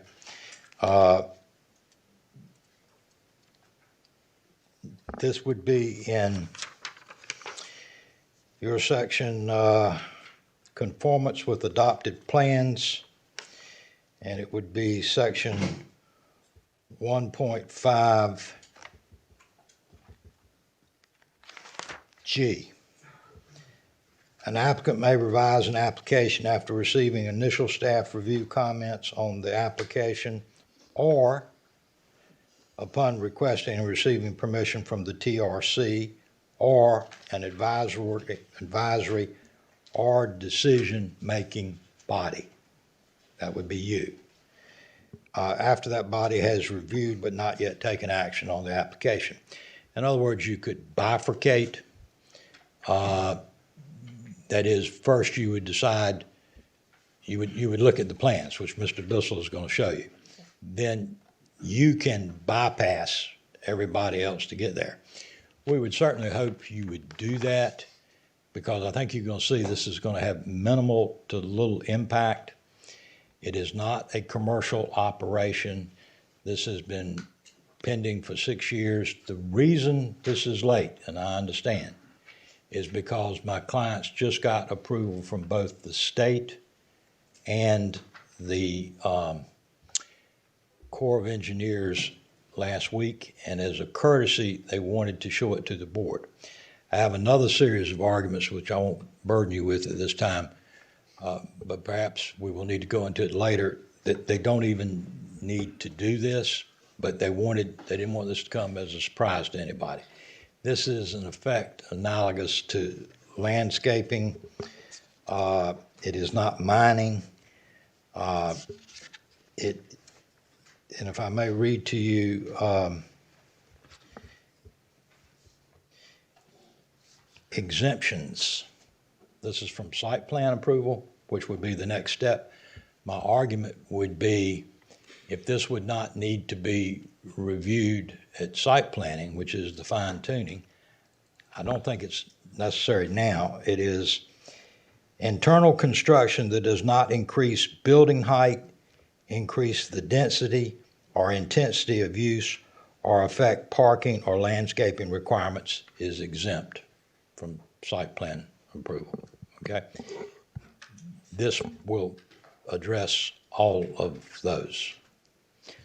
Madam Vice Chair, if I may, respectfully, Mr. Morrison does correctly read from UDO Section 2.34 regarding revisions. However, if you go to the next numbered paragraph, which qualifies that first one, revisions shall be limited to changes that directly respond to specific requests or suggestions made by the staff, TRC, or the board. So really, if any other revisions to the application have to go back through the process as if it were a new application. And correct me if I'm wrong, but I don't think these revisions were in direct response to any of those, any staff, TRC, or the board. We received correspondence once we notified the planning staff with Jenny, who, as always, has been very helpful and knowledgeable. She explained, this is dated Friday of this last week. As per our discussion yesterday and just now, the proposed pond excavation in the wetland is not consistent with the land use plan OT Transact. It also appears as not conform with the UDO sections regarding excavation and mining.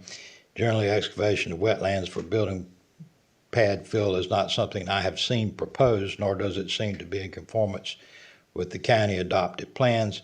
After having more time to review the UDO, meaning she has reviewed it, it is a significant revision based on section review. This change has not been reviewed or discussed by the TRC and was given to the staff yesterday, which is correct, with minor requested divisions to sketch plan. The only way we can send this application to the board is with prior design dated 1/25/24.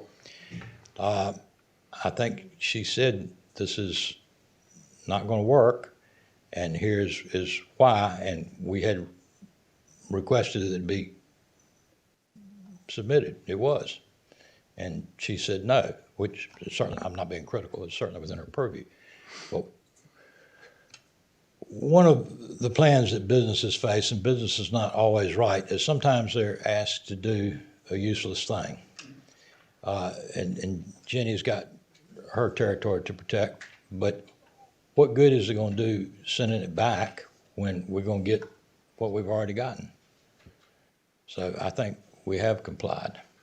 I have a question, Mr. Morrison, and it may be more appropriate for Mr. Bissell. I just did the math. I mean, it's 0.01% of the common area. I guess the pond's going to come out of the common area. Yes, sir. Correct. So it's 129 acres, which is like 5.6 million square feet. Mm-hmm. The pond's 60,000, so it's and I voted against this project initially, but so I mean, it's 0.01%. It's not even 1% of the whole open space. That is correct. And I want to, again, emphasize this is not a commercial activity. It is not leaving their own property. We have state and federal approval. It's not going to interfere with wetlands according to, and we will provide that approval to you tonight. But it just seems like a bureaucratic, unnecessary deadline, or moving the deadline back, moving the project back. Now, I also have, I didn't mean to burden you with the authority, but we have also authority that is very difficult to understand, as most UDOs are. I'm currently the attorney to Camden. I'm sure ours is as well. But Jenny's concerns was this is a substantial change. Now, I didn't get all of this until Friday afternoon either. I thought I didn't know about the pond issue. So, Megan, correct me if I'm in error. It is very difficult to understand what is a substantial change according to the current Currituck County UDO, if I may. And this was Section 2.3, Section 2.35, Staff Review and Actions. Revisions shall be limited to changes that directly respond to specific requests or suggestions, again, made by the staff, TRC, or the advisory or decision-making body. I believe Megan correctly quoted that. And shall not, excuse me, Ms. Morgan, and shall not constitute significant substantive revisions to the development proposed in the adoption. For the purpose of this subsection, significant substantive revisions include, and then in fairness, the statute goes on to say, but are not limited to increase in density, increase in building height by 10% or more, increase in lot coverage by 10% or more, increase in floor area by 20% or more, increase in the number of lots, relocation of lot lines by 2 feet or more, relocation of streets or driveways by 2 feet or more, decrease in tree protection zones or open space set-asides, decrease in the amount of landscaping provided by 10% or more, decrease in setbacks from sensitive environmental features of 2 or more, or changes to a more intensive type of use. And then it goes on to say, all other revisions, including significant substantial revisions to the application, may be submitted at any time during the review procedure. We're in the review procedure. Any is one of the most specific words in the English language. But the revised application shall be submitted to the director and reviewed as if it were a new application. We don't think this is a substantial change and that would merit the delay. The word substantial revision is not defined in your ordinance except to say these are the kinds of things, okay, none of which affect what we're doing. And then it says, and substantial is if everything else is substantial. I would suggest to you substantial is a very subjective word. What is substantial to me may not be substantial to you. Also, there's a concept in the law, if it's constitutional law, both of North Carolina and the United States. If a statute is vague so that a person of ordinary sensibilities cannot know if they're complying or not complying, it's void. And so what we are talking about here is substantial change. I would suggest in order to be able to comply, we would need a little more direction. It may well be substantial to Jenny, and in very good faith, substantial to Jenny. In very good faith, it may not be substantial to our engineer and project developer. At the risk of ill-placed humor, I thought one of the most substantial things that has happened all year was when UNC beat Duke, Mr. Bissell's alma mater, in the last basketball game, not to mention when the world came to an end 2 years ago. Mr. Bissell doesn't see it that way. That's perhaps misplaced humor, but I think it's illustrative. I'm sure you've had things that were substantial to you, but were not substantial to whom you were talking with. But more of that later. Excuse me just a minute. Let me get a point of clarification. Would it be appropriate at this time to have this discussion among the board as to whether we should proceed, whether we believe it is substantial? I'm asking for guidance here. I'm obviously playing a role that I'm not used to playing in a deep subject matter that I'm not an expert. So I'm asking for some guidance as to how this board proceeds from here and where, at what point do we discuss this? If I may, I Sorry. think that would be wise. And if I may repeat myself, I'm asking you at the appropriate time to bifurcate, that is, and this could be done very briefly, almost simultaneously. Okay, we're going to consider the change in the application to have the pond on it. And then after you've considered it, then you can go back and decide whether you're going to permit it in the sketch plan. I would also like to point out to you what, and I think Jenny did this as well, what is before you tonight is the sketch plan. As has been pointed out, you do not have the final word on this. Later it goes to the TRC, Jenny, or, is that correct? Once a major site plan application is submitted, it goes to the TS. Okay. And on site plan approval, it specifically omits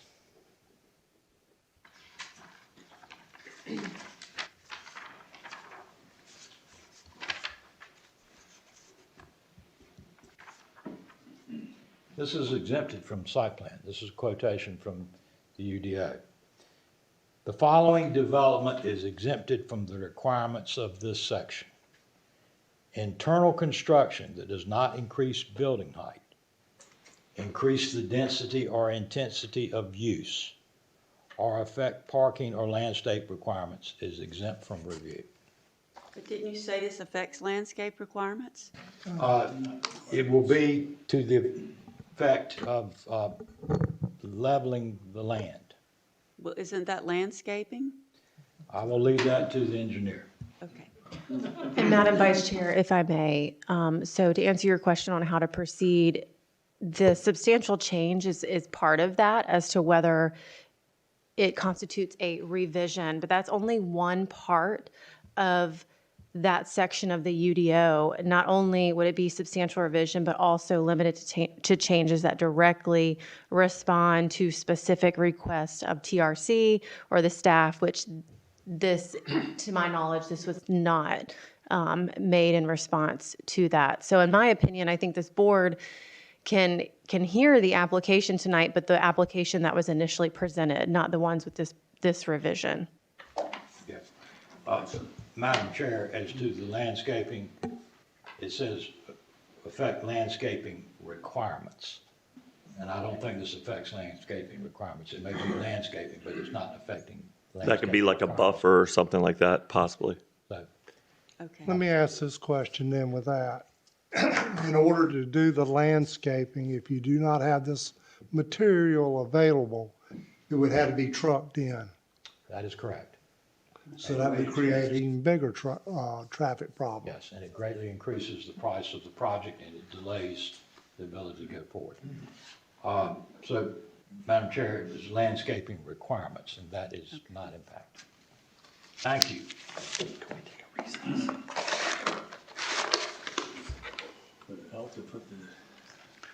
Excuse me, Mr. Bissell's got something that, Mr. Bissell, you're under oath. I am. Mr. Bissell's well known to everybody. I assume you would accept him as an expert in engineering Anybody and have any development. objections? No, go ahead.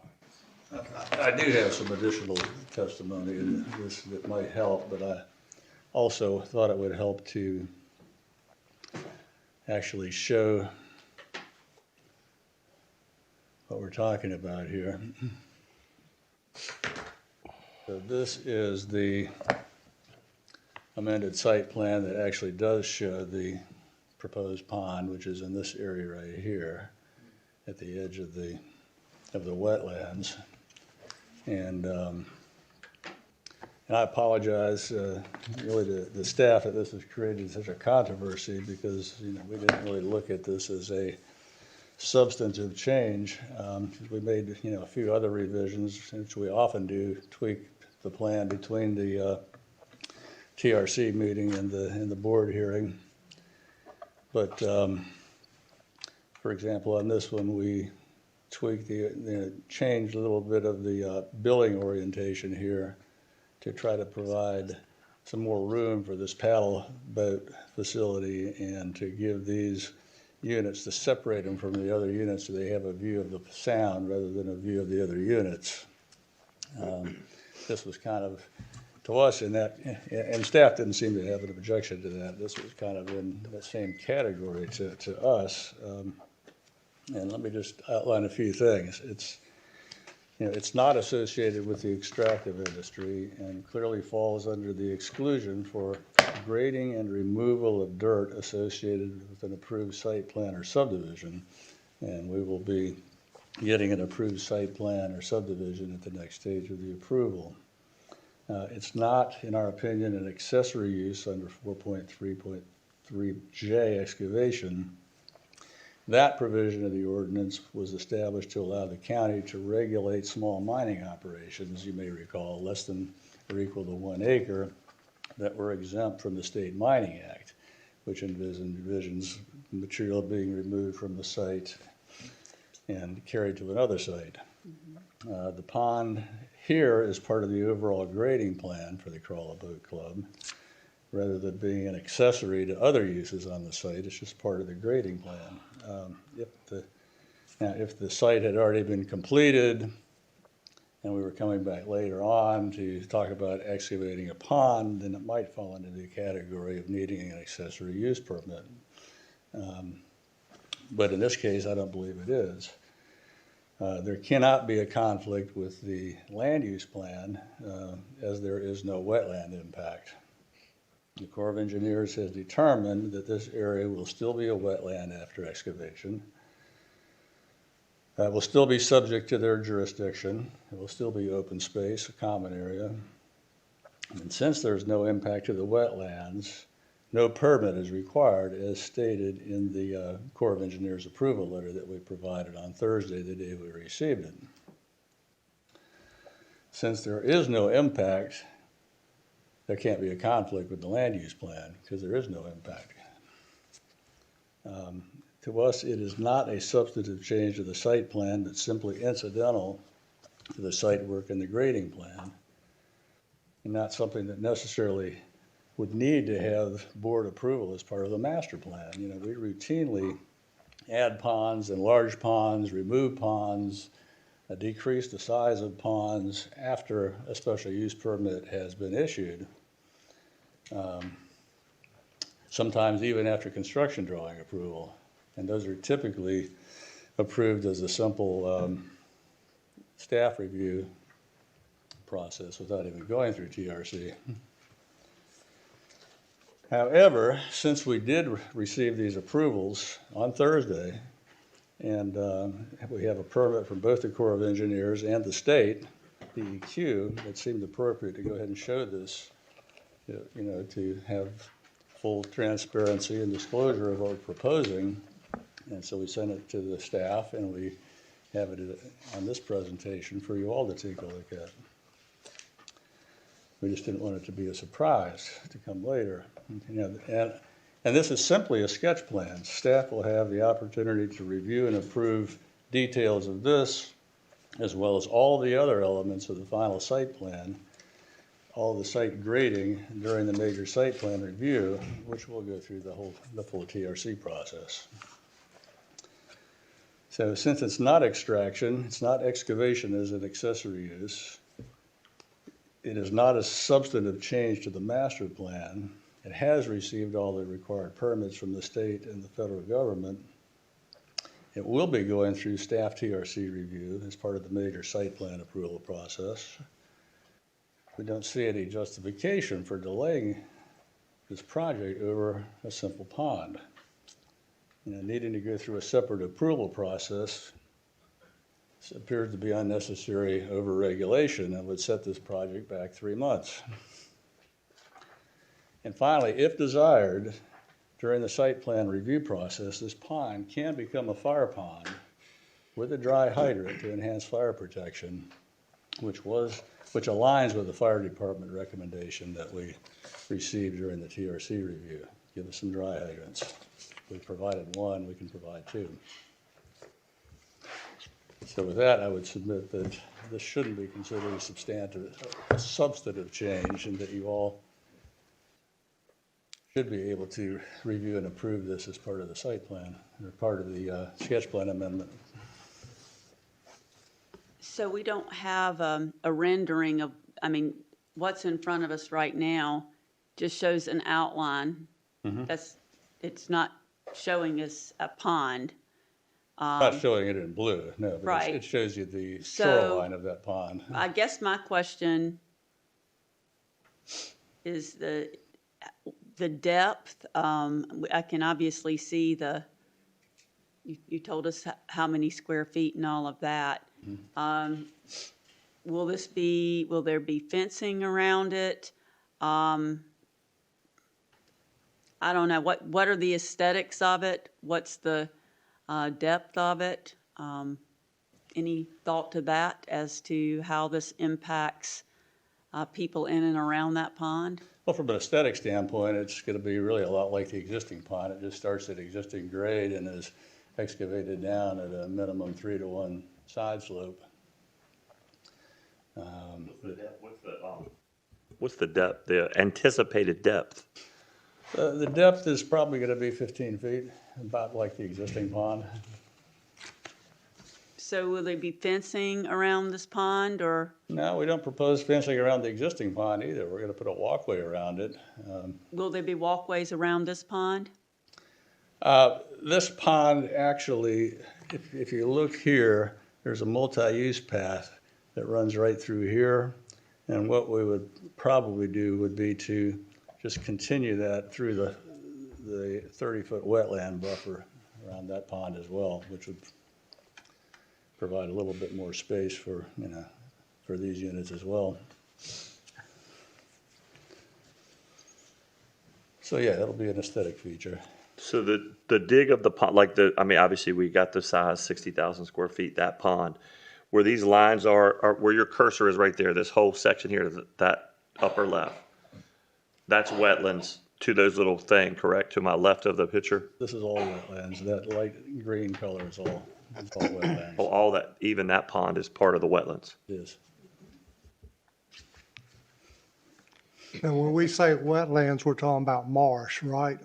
Well, it's not marsh, no. It's just Corps of Engineers. It's not coastal wetlands. It's just 404 wetlands that basically the land is a couple of inches lower than the adjacent land. Okay. And I'd be glad to pass out copies of the permits that we received on Thursday. Actually, the state permit was issued on Tuesday, the federal on Thursday, and so that's the day that we provided it all to staff. When, just out of curiosity, and I don't know if this is a question for you, Mr. Bissell or Mr. Willis, when you applied for those permits, did you not expect to get them? Did you not anticipate that this pond was going to be needed, or did you just not anticipate getting that approval? Where's the disconnect in submitting this originally? I'm just curious. Well, the original plan was actually to get all the material out of the existing pond and deepen that to about 25 feet. And that turned out to not be a cost-effective solution to this, so it was going to have to be hauled in then. And we don't think that's a cost-effective solution either. The environmental consultant said, well, I can get a permit to dig a pond there. And at what point did that digging the existing pond not become feasible? As we moved into this construction process that we're in right now, so over the last 2 or 3 weeks, it became obvious it was going to be very expensive and had risk with it, with digging in the existing pond. And we were able to secure this permit, and it was the advice that we got from Mark is that the county did not regulate or have a permit system for this type of land grading that we're doing by actually digging that pond. So it was our understanding that it wasn't something that the counties was going to need to issue a permit for. We knew we had to have a state permit, which we've gotten, and we knew we had to have a federal permit, but we didn't expect to have a county permit. And I guess the question I'd ask staff is, how would you look at an application? we didn't really find any review standards that would be associated with this type of a pond. Let me ask a question, Mr. Morrison, one more. Yes. Assuming it went back to TRC, you're saying the supremacy clause says that they can't overrule the state or federal permits? That's correct, but I don't know that the state or federal, that is a correct statement of the law, unless there's some exception of which I'm unaware. It is approved by the state of North Carolina. It is approved by the Corps of Engineers. And again, I want to emphasize, if there is some control to be imposed, that would be, you're not doing away with that because it's got to go to the TRC. I believe, I'm gonna put words in Mr. Bissell's mouth, but his opinion that your approval wasn't necessary and this was just a courtesy, I believe is based, and Megan, I'll give you the site on this, I just blew it up and I don't have a site. So this is, if I may read one last time, Madam Chair, from the Unified Development Ordinance. This is a document entitled Extractive Industry, meaning if you're going to extract dirt, these are the rules that apply. A use involving on-site extraction of surface or subsurface mineral products or natural resources. I would say dirt is a natural resource. Typical uses are quarries, borrow pits. This is not a borrow pit because they're not selling it to anybody else. Sand and gravel operations, mining and soil mining. That would be typically what extraction would be. But then here is the key sentence, I think. Specifically excluded from this use is grading and removal of dirt associated with an approved site plan or subdivision or excavations associated with and for improvement of a bona fide agricultural use. They are simply, the pond is not the plan. We're just telling you the pond is going to result from this. But it appears to me, you're saying it's not mining, it's not extractive industry, which could well be a substantial change. Certainly it would be. Specifically excluded from this use is grading, and that's what they're going to do. They're going to grade the rest of their land. Okay. Thank you. Do I understand you correctly when you say that because the state approved it, we have no say-so in it? Ma'am, the state has not approved the site plan. That is up to you. I certainly, if I indicated that, I apologize. No, there's been no application sent to the state or the Corps of Engineers other than to show what they intend to do with the removal of this dirt. And the state and the Corps of Engineers says it's okay by us removing this dirt at this site. Okay. But it is not, only you got the site approval plan. And I apologize for any confusion to the contrary. And Madam Vice Chair, again, revisions to an application are allowed. And I would say this is a revision. However, there's two parts to that. First of all, they are only limited to changes in direct response to a TRC comment or staff. And this clearly was not. So it doesn't meet that part of it. So a strict reading of the ordinance, that revision would not be, you would not be allowed to hear that at this time. It would have to go through as if it were a new application. So that's just based upon a strict reading of the UDO. And once again, I will apologize to our audience and to everyone. This is, I'm not sure how to proceed here. Do we take this time to discuss where we go from here? Or do we let the applicant complete this process? I'm asking for some guidance because I do not know how to proceed. I have one more question for Mrs. Turner. In your opinion, what impact would this pond have on the total development? What does it change, if anything? What does it change? Well, I mean, it's digging in wetlands, which are, you know, your land use plan says preserve and protect coastal and non-coastal wetlands, and preserve means maintain in its current state. So that was the first thing that popped into my head, was that you're digging out a pond for fill for your buildings on the site in wetlands. Not only is it wetlands, it's part of the O2 transect of the land use plan that I read about earlier, where, you know, it talks about what lands are classified into O2 and what uses of those lands are permitted. I haven't seen, since I work for the county, I haven't seen anyone try to dig a pond in wetlands like this. Actually, Jason Literal and I have been discussing it today, and it's not something that we've really seen, didn't know it existed, and We understand that they do have Army Corps approval to do this. It says no authorization required. That's very odd. But we did feel like that there's a potential land use plan conflict. And when you're hearing a special use permit, that is one of the findings that this board the applicant has to show this board that it can make that finding, that what they're proposing is the development is consistent with the land use plan. There's another policy in the land use plan related to wetland preservation. Let me get there real quick.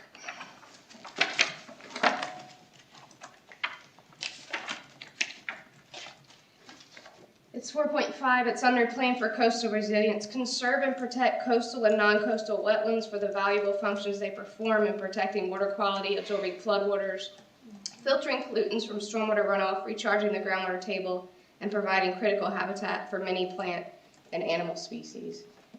And to answer your question, you know, when I saw that change to this plan that's coming before this board in this process, it seemed like something that needs to be reviewed by this board in this process. And it also was about 1.5 acres of new area that was going to be disturbed. So it did appear to be a substantial change to me.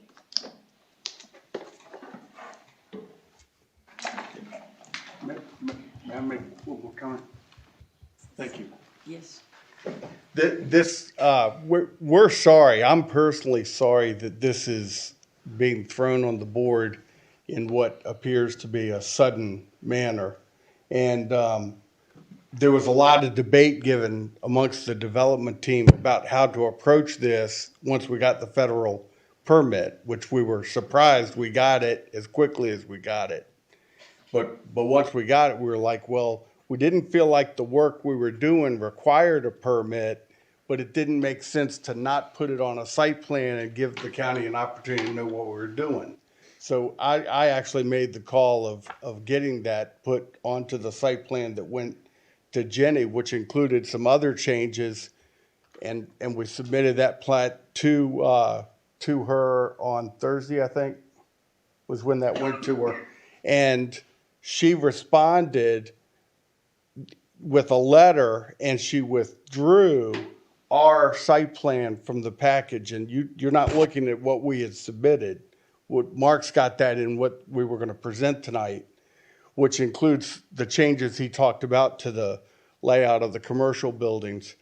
What's most important to us is not the pond this evening, but getting the permit for the sketch plan changed to this layout from the layout we have. That's my number one concern, is making sure that this means of development is approved over the existing single-family lots and townhomes that we have approved now. And it's either this type of development, duplex development, or the existing development, which is already approved. The issue of the pond, if it's not considered tonight, then we'll fall back and figure out whether or not it's got to go through a process of approval with Currituck County and have to go through a process. But I guess my question, and I'm not an attorney, but my question is, under what basis would TRC review this? The answer is, and she said it just a minute ago, they won't consider it. You don't have a law that says that this isn't legal, but we can't present it through staff because they don't think it's permissible. So I guess if I'm hearing you correctly, and please correct me if I'm not. Yes, ma'am. So if these permits had come in this Thursday after we heard it today, how would you have proceeded at that point? I would have approached Mr. Bissell and asked him what was the way to do the work, whether we needed a permit, and if we needed a permit at that point, what kind of type of permit we would get, and proceeded from there, which is what we would do if you would approve this site plan and it doesn't have the pond on it as it's been submitted. We're talking about something that is, I guess, is it before you or not before you? That's a question for greater minds than mine, because we submitted it and staff didn't give it to you in your packet. So is it submitted or not submitted? I don't know. I know that there is a way that we can protest not having something in the package, which is what Mr. Morrison was reading a few minutes ago. And that's something that we can do tonight.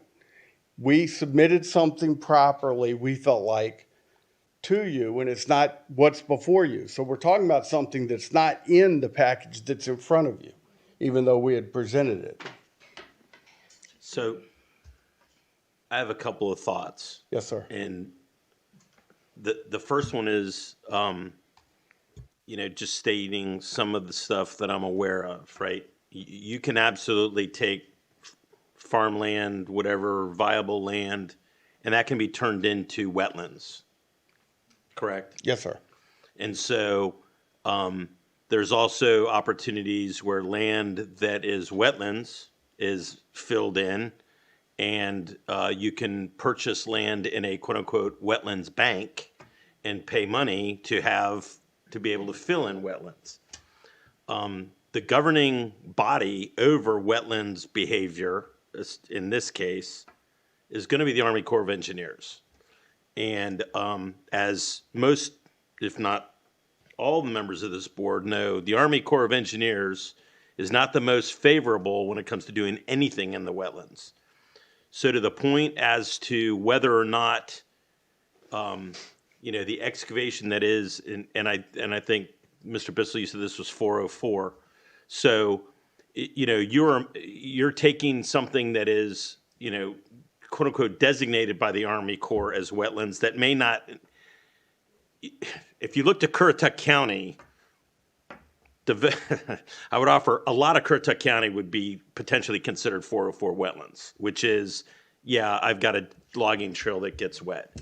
And so the Army Corps is not going to permit that if in effect it's going to be a threat to the environment, it's going to be a threat to, species and grasses and all of that kind of stuff. So I would argue you wind up with a more effective wetlands with the excavation than you have without the excavation. Specifically, now you have a viable place where water can flow to, it can be filtered, it can do the job that typical wetlands do. So, relative to the whole project, it's not that significant.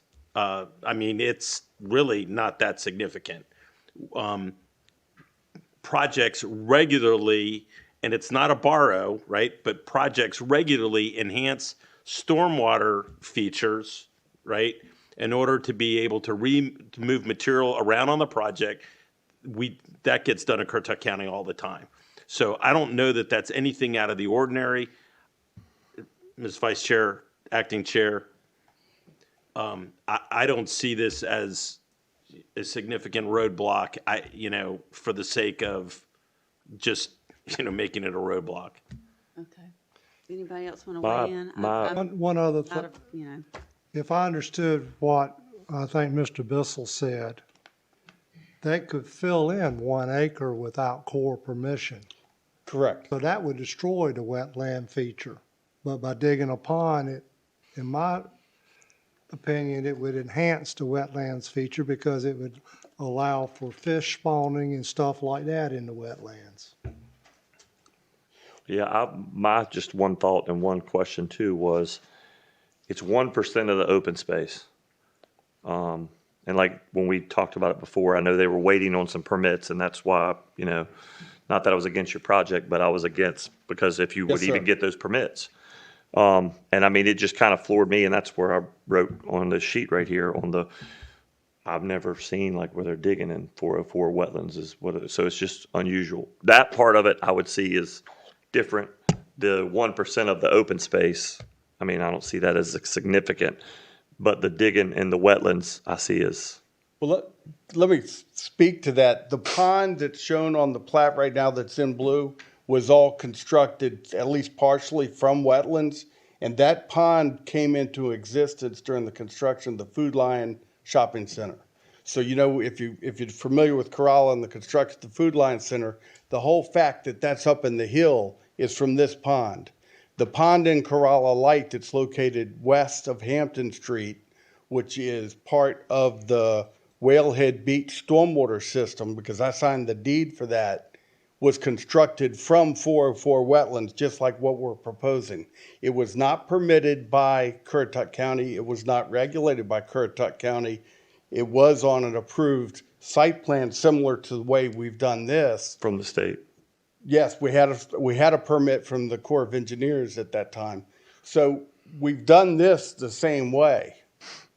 But it isn't, I agree with the argument that this isn't a significant change. We're not affecting how many units are on the proposal or, the height of anything and I question whether or not you even have a regulation through the TRC would know how to review this. What standard would they use? And if I could just Thank you. chime in, and it will remain open space.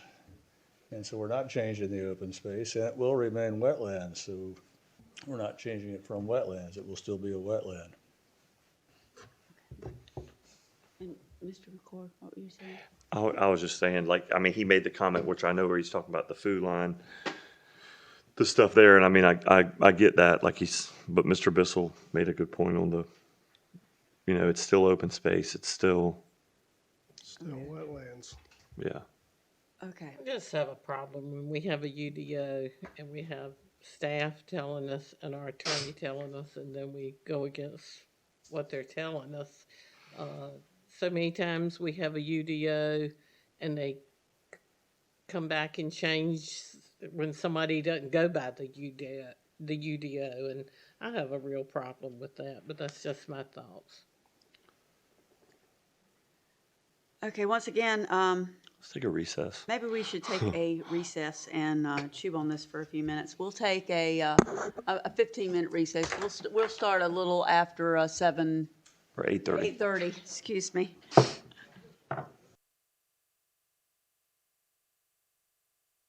So, Mr. Morrison, based on our legal counsel, we can either proceed without the pond and the revision, or we can continue it so it can go through the process with the pond. Thank you, Madam Chair. What my client is proposing is another plan was submitted, as you heard, that had the pond on it. There were some very minor changes. I've not talked to Jenny about this, but my understanding is Jenny did not have any objections to the other changes. Is that correct, Jenny? Okay. It is the most recently submitted plan without, although it shows the pond, we will delete the pond. Okay. Okay.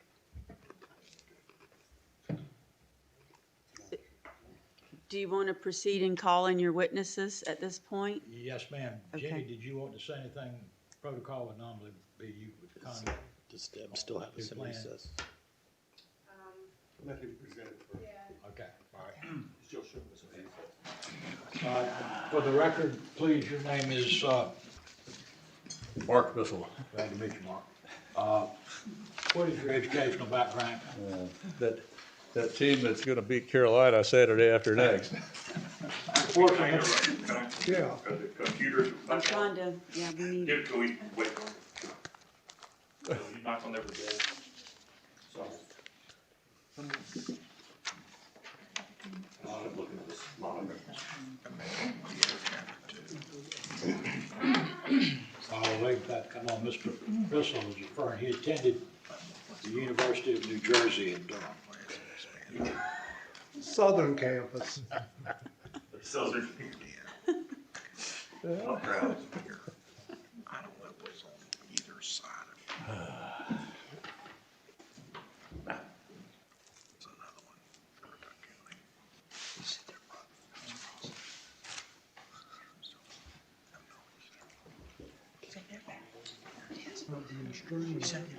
Oh, she said it's good to go. I don't know why it's showing that. Yeah, ours are not updated. Ours is showing we're in recess still, Deb. Okay, still showing. That's because you have the PowerPoint, and the PowerPoint needs to be changed.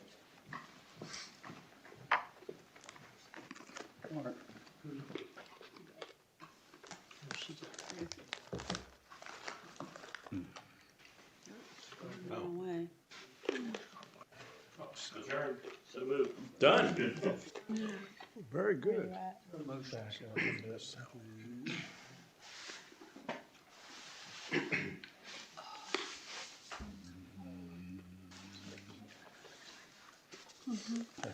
there we go. Thank you. All right. Are we on the record, Madam Chair? Yes. Okay, give us your name, please, sir. Mark Bissell. Mr. Bill, if Madam Chair will permit me to lead, you are a licensed civil engineer in the state of North Carolina, is that correct? And how long have you been so licensed? I've been licensed since 1982. All right, and where is your office? Office is in Currituck.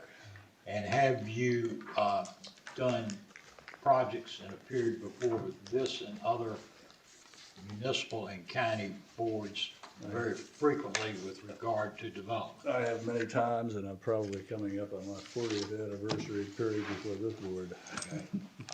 All right, and then you are familiar, and you are the engineer for the project before this board. I am. You're familiar with the requirements of the Currituck County UDO. I am.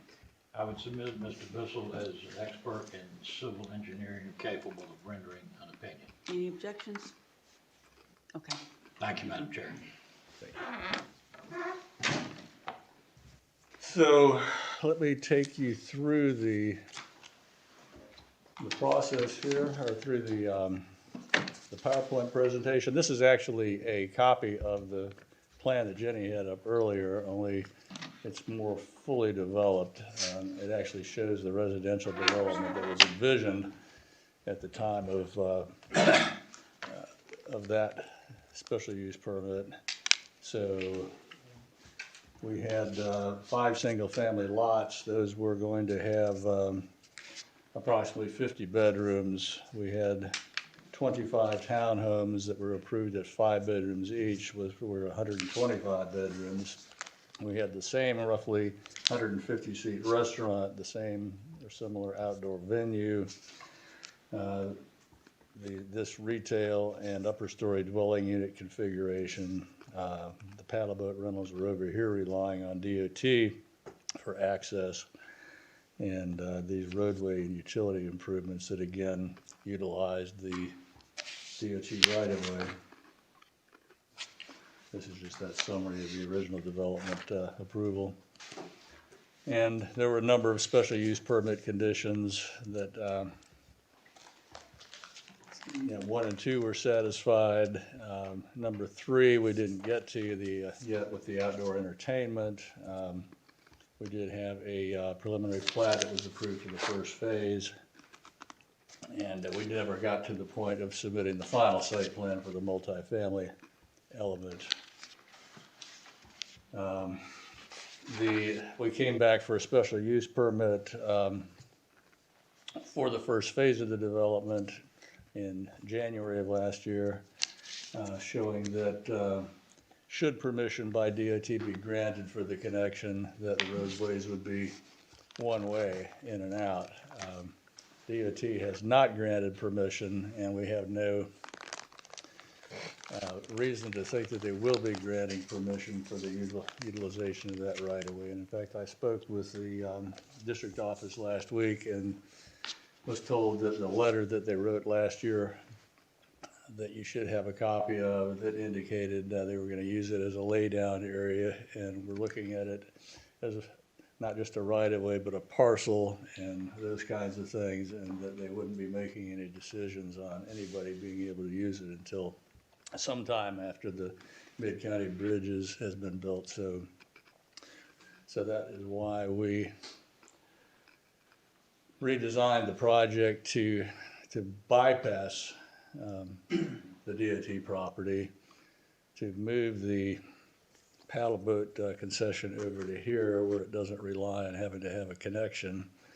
And then we reconfigured these commercial units so that this is where the paddle was before. It's now just a street, but now we have the ability to slide these commercial units around to give them a sound view, along with those associated upper story dwelling units.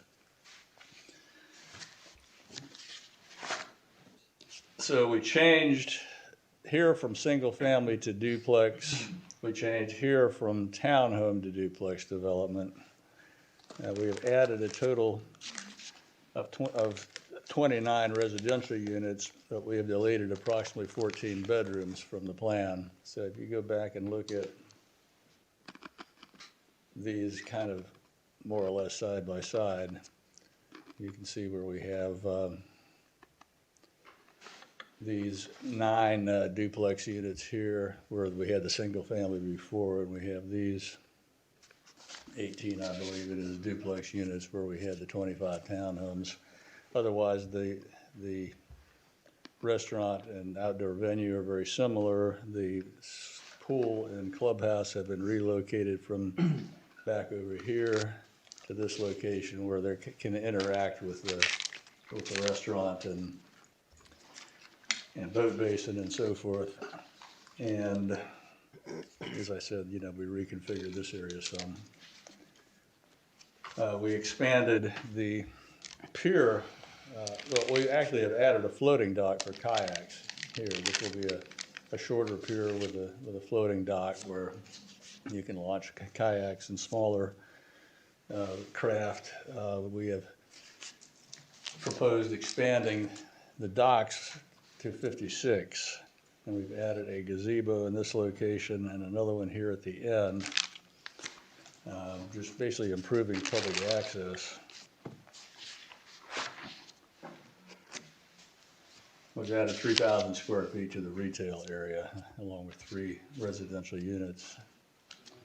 And as I said, modified the pond crossing due to the DOT situation. Is that 3,000 you said you added 3,000? Square feet of retail space. Of just retail, okay. And we added 3 residential units. We have roughly the same configuration of the restaurant. We are still providing the pool and clubhouse, just in a different location. We have reconfigured the shuffleboard and changed the location of the fishing pier and gazebo to match. This is actually, let me back up so you can see kind of a close-up of this part of the site.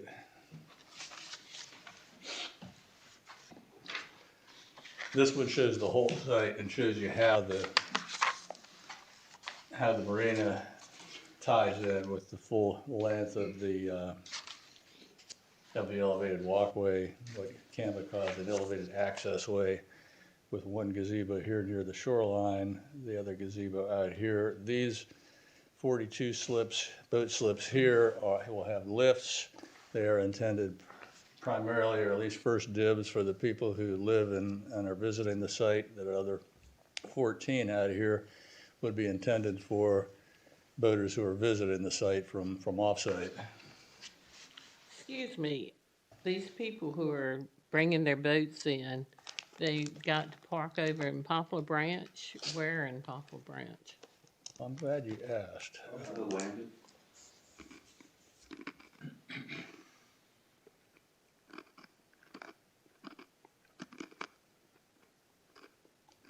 Oops.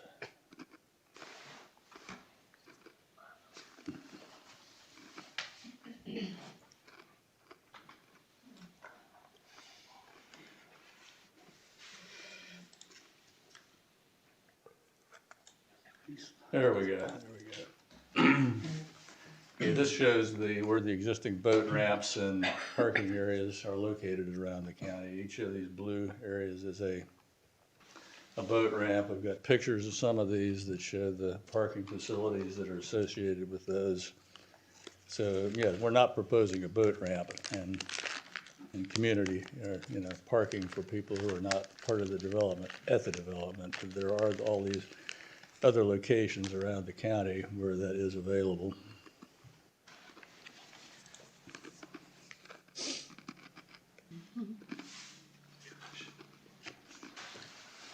Can you park overnight at those places? Say if I'm renting a condo or townhouse, whatever, duplex, and I bring my boat down, can I park at these places overnight? I didn't think you could in the county. Well, we have we have parking spaces provided on-site for, people could drop off their boat and then park on-site. We have provided 250 parking spaces on-site, which, and a lot of those are allocated to people who will be bringing their trailer or what have you with them to the site.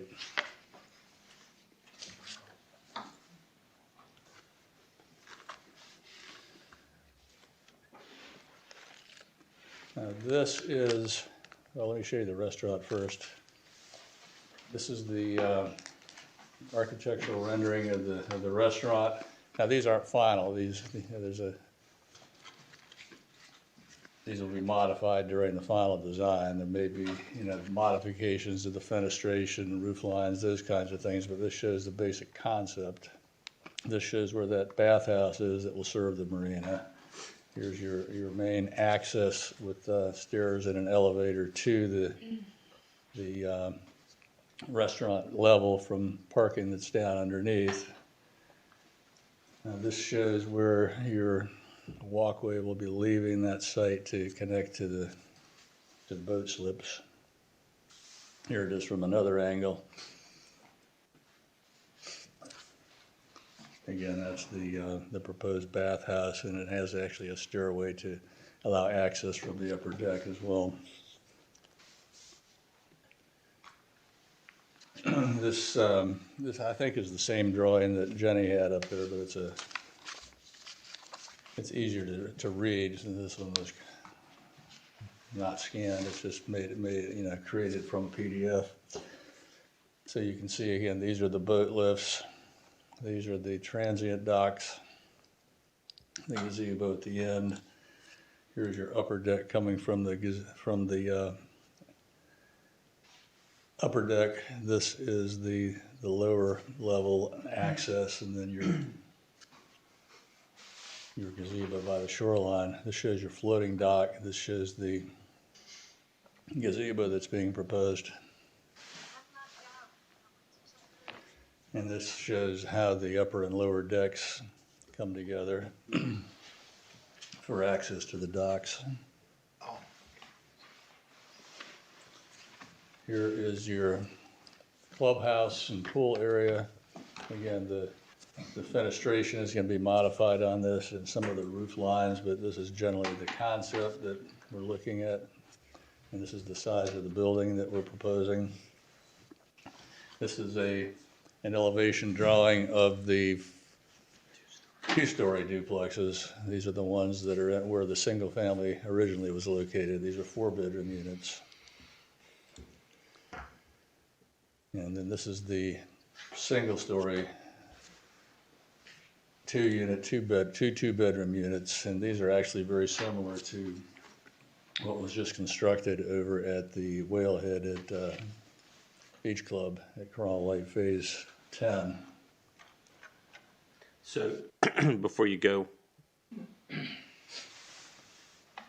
so looking at the plat, right, and the elevations, but going back to the plat.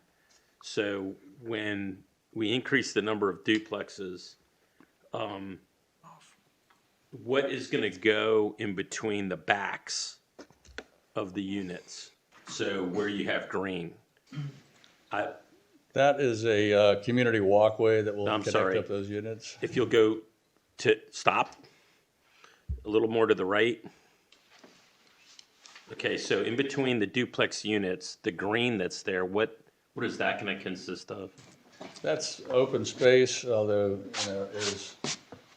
as I mentioned to the acting chair, that we may move that walkway to just run along the wetland buffer and provide a little more room for the development in there, or some kind of an amenity but these will be adjusted a bit during the final site plan review process. Okay. Go back through TRC. In between the duplex buildings, the green in between the duplex buildings. That's open space. Okay, so this is the walkway that accesses them. No landscaping, no trees, no fences, no landscaping. Absolutely. Okay, because I'm We haven't actually done a landscaping plan yet. Right.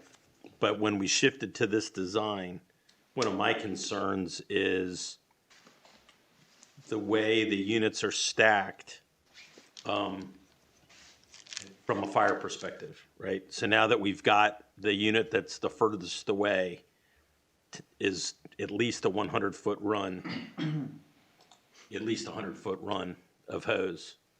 And depending on what's in between the buildings, I'm somewhat concerned about the ease with which you'd be able to get men equipment to the back of the unit. So there are fire hydrants along the roadway here. Yeah, but that's not the problem. The problem is I'm assuming an engine with unlimited water parked out on the street, it's still a 100-foot run of hose to get to the back, i.e. where your arrow is right now. It's right here, running down to get here. all the way to the back or down to the pond itself. Right.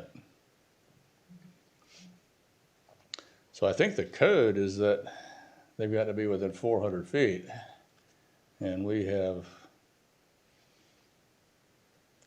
cut that into less than half. It was about 150. Something like that. Code is for what? And, 150 feet of hose lay is, I think, pretty typical. 100 foot? 150. Okay. But depending on how difficult you make that hose lay is where my concern comes in. Because most of the houses in the Outer Banks, by the time you get from the street to the back of the house, you're probably looking at a 100-foot, 120-foot run anyway. Right. So that's, you follow? So my concern is depending on how cluttered we make it and whether or not they can put up fences, that could make that more difficult. Now, So that's just a these concern. walkways are intended to remain open, and they actually connect the parking in the front to the multi-use path in the back. But I can't tell how wide that is.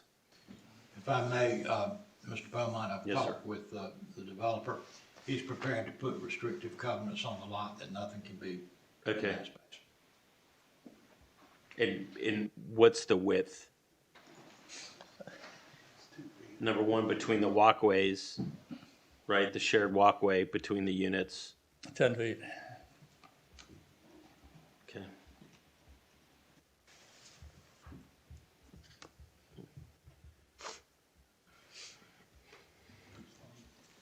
Up at the Whalehead Beach Club, they used a lot of rock in that area in the landscaping plan, I think for the reasons you're asking.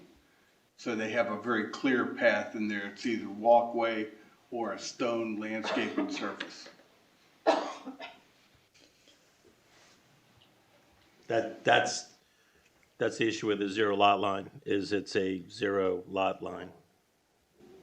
Yeah, then the lot lines are actually typically being run 5 feet, and there's a preliminary plan that in the staff packet that those lot lines are typically run 5 feet outside the building to provide room for accessories like HVAC units, those kinds of things.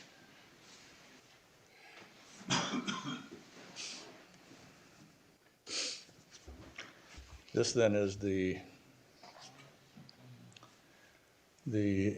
mixed-use area that run near Timbuktu, and this has been reconfigured a little bit since this rendering was done. So there'd be a stairway here, but no elevator, and those other units, as I mentioned, have been slid around to the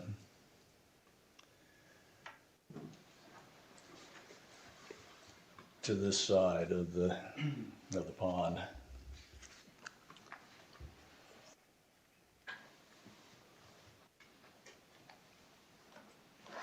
Those three on the other side of the pond, do they still have something, the retail above them? They have the retail they all have retail on the ground floor, and then 3 upper story dwellings on the second floor.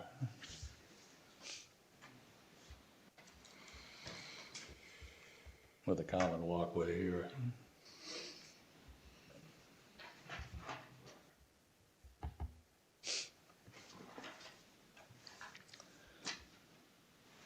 So getting into the special use permit criteria,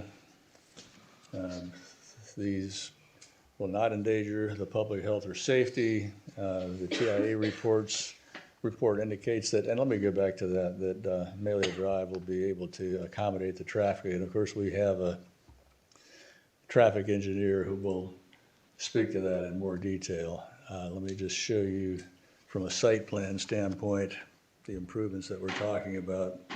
There'll be a right turn lane constructed here, an acceleration lane, a left turn lane here, a deceleration lane coming in, and then this walkway that will feed pedestrian traffic to the shopping center across the street. And we also have pedestrian connectivity proposed to Timbuktu.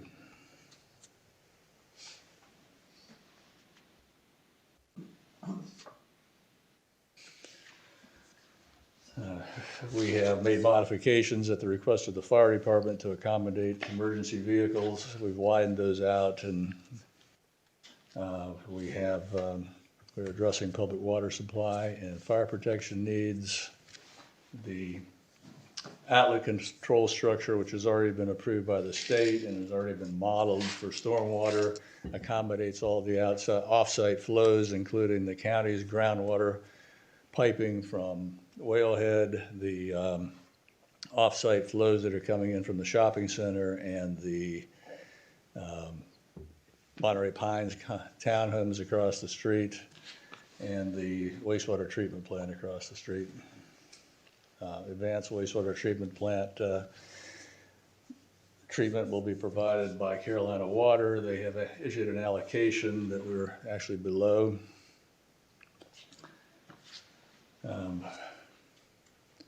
This just provides an overview of the not injuring the value, and will be in harmony with the area. We of course have the appraiser who will speak in more detail to that, but we are adjacent to an existing commercial and mixed-use hub, and this has already been approved for this type of development, and we're essentially proposing the same or similar uses, except with the expanded docks and a reconfigured development. We'll have similar site intensity. So we have full service, actually G3 now under the new terminology, on 3 sides, and the sound on the 4th side. We have compatible mixed-use development. This shows the actual future land use map. Just honing in on that, this is our site right here, which is surrounded essentially by the G3 commercial hub.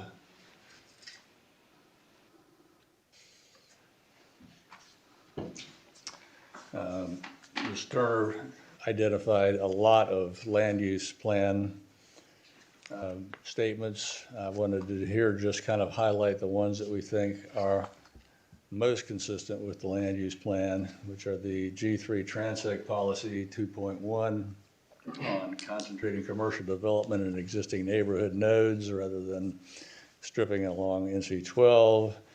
The Transect Policy 2.2, encouraging existing PUDs to develop according to the master plan in order to achieve a more efficient use of land and a higher level of amenities and creative design. And I believe we're doing that. Connecting pedestrian walkways and multi-use greenways, we're doing that under which is repeated in Parks and Recreation Policy 2.1. Those are essentially the same policy. Then Parks and Recreation Goals 1 and Policy 1.1 to improve public access to the natural resource areas, including particularly the estuarine shoreline and public trust waters, and then planning for additional public access with diverse recreation activities, including boat, canoe, and kayak launches, marinas, docks, scenic outlooks, boardwalks, and we are providing all of those amenities. Will not exceed the county's ability to provide adequate school facilities. As Mr. Willis indicated, we're not anticipating any year-round residents with children in this location, so we expect zero impact on schools.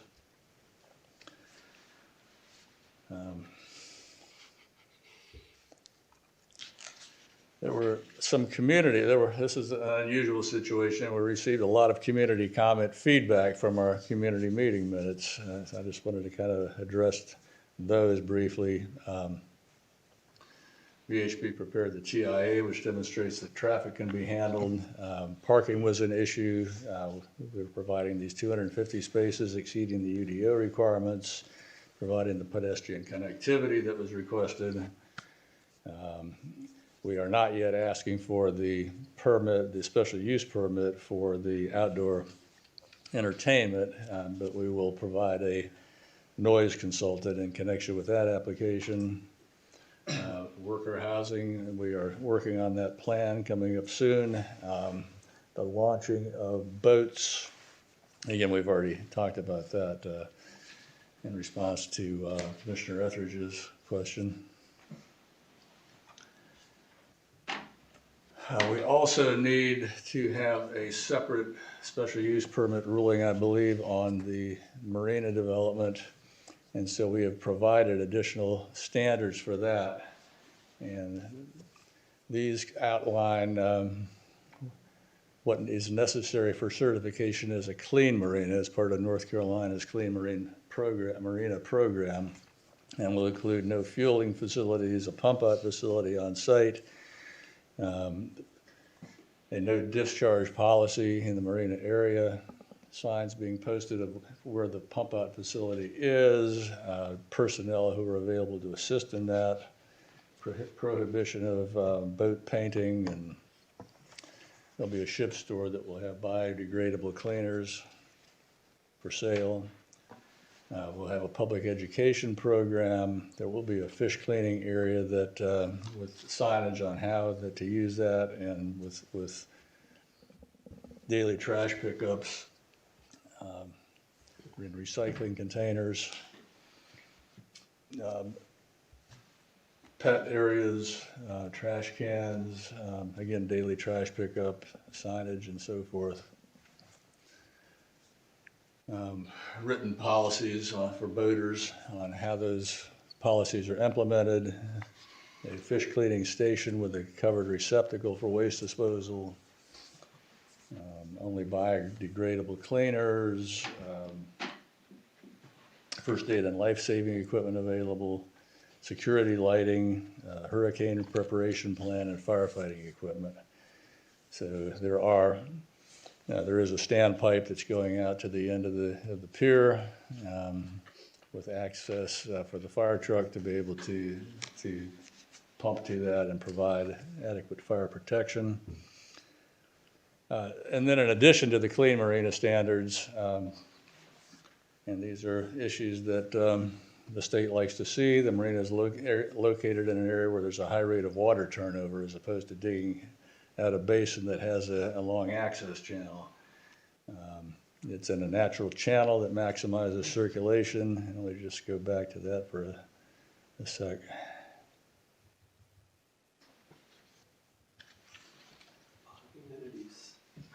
This shows where that 4-foot contour is based on a offshore survey. So that's in fact why this thing is a ways off site. You know, there's a here it is on the overall plan. That's that 4-foot contour. Here's the 3-foot contour, and you can see the Timbuktu pier just stops at the 3-foot contour. This one extends out to where the 4-foot contour is, and it's actually almost 5 feet at the gazebo out here. Can you go back to that, just curiosity? How far that pier from how far is that going out in the sound from the 200 feet? Oh, it's more than that, but I honestly don't remember the distance. 1,250 feet. It's out there. Is that? But that's just a tiny fraction of the water that's available between here and the shoreline on the other side. So the length of that boat the boat basin slips is due to the depth of the water? Yes, ma'am. We found a slough that had deep water and it took a This is- construction that long to access it. Yeah, this is your deep water access right here.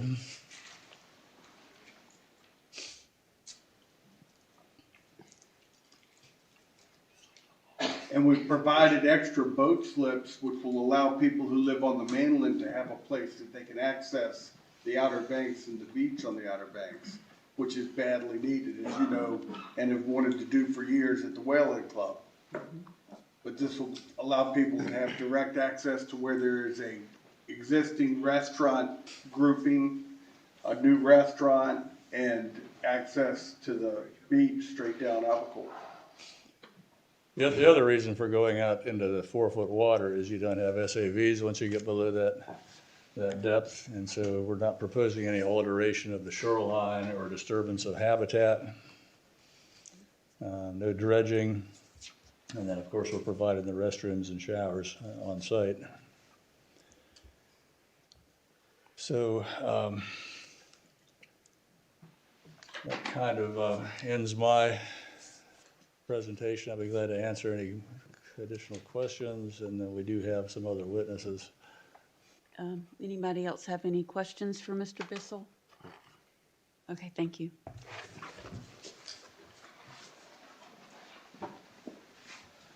Madam Chair, just a brief bit of housekeeping. We did not formally introduce into the record the amended plan, understanding you're going to delete the pond from it. So I would offer that into evidence. You've already received verbal evidence on it, but I'd just like to make that part of the record. The plan Mr. Bissell just reviewed with you. And I'd be happy to review the specifics of what was changed between this plan and between the plan that's in your packet and this plan. Was it just the location of the additional 3 units above the retail where the kayak facilities had been moved? Is that basically the difference? That's the main The difference. two-story Yeah, over the retail. duplexes, no, the two-story duplexes instead of single-family homes. No, I'm talking about the difference between the plan that we're asking you to approve Got it. tonight and the one that you're looking at in your packet. And the orientation of those? Right, so there was a shuffleboard court here, but the pool deck was cramped, so that was relocated to here. These 3 units were slid closer to these 3 units to provide better space for the paddle boat rental facility here, and then these units slid around to provide a better view. And seems like there was another change.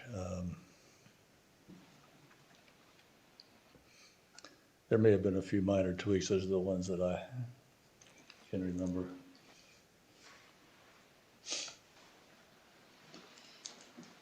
All right, it is my understanding that Jenny has reviewed this and she had no objections. So I would move this into the record. Okay, thank you.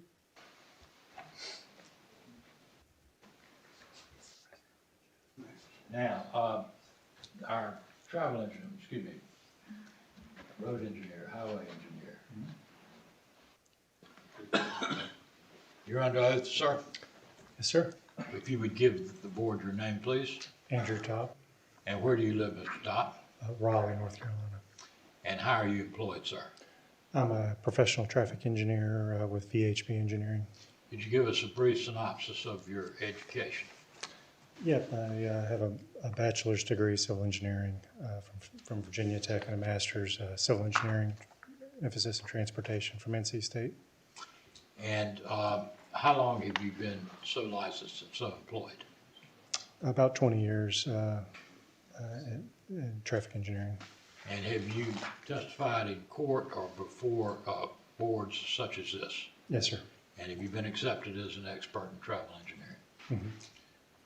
I would introduce this gentleman as an expert in travel engineering capable of rendering an opinion. Any objections? Okay, thank you. All right, so you're familiar with the program, with the plat and the project that Mr. Bissell just presented? Yes, sir. Okay. Now, have you personally inspected this, or were you able to sufficiently judge it from plats? Yes, I've been to the site, but also have reviewed plans as well. All right, now in the course of your review, have you formed an opinion as an expert in travel, in highway engineering, transportation engineering, as to whether, first I just want to know if you've got an opinion, whether the plan that is submitted complies with best standards in the industry and is safe for ingress and egress and is compliant with applicable North Carolina law? Yes, sir. And what is that opinion? Yeah, this applies to meets all criteria for traffic impact studies in North Carolina, and does not hinder safety and welfare with regards to ingress, egress, and safety. If you would please, Madam Chair, at the very beginning raised a question about traffic jam near the Fresh Market. Are you familiar with that? Yes. If you would address our concerns, please. Sure. We did the original study. We looked at potential for 2 access points, and through prior discussions with NCDOT, that secondary access was not something that would be able to be added or purchased through NCDOT anytime soon due to that laydown space required for the Mid-Currituck Bridge. I understand there will be a gate mechanism, potentially with a breakaway posts, that if there were a need for an emergency, that emergency vehicle can't access that site. But the gates will prevent regular traffic that would come and go from that site and could interfere with what's happening at the farmer's market. So in a way, by shifting that traffic to the north, it cleaned up maybe the concerns with the traffic driving through that farmer's market site, and they're all up towards Malia Drive. All right, thank you. That would conclude my questions. I would submit the expert to yours or that of staff. Okay. It's my understanding that this traffic study was done on a Wednesday in September. Why a Wednesday? Why not a changeover day? A typical traffic issue is a Friday, Saturday, or Sunday. Do you really think you can get an adequate picture of how this development will impact traffic on a Wednesday in the mid-season instead of the peak season? Just out of curiosity. Yeah, good question. And we did, work with NCDOT on the scope of the study. We provided a memorandum of understanding with when we were going to collect, and this was the period that was determined to be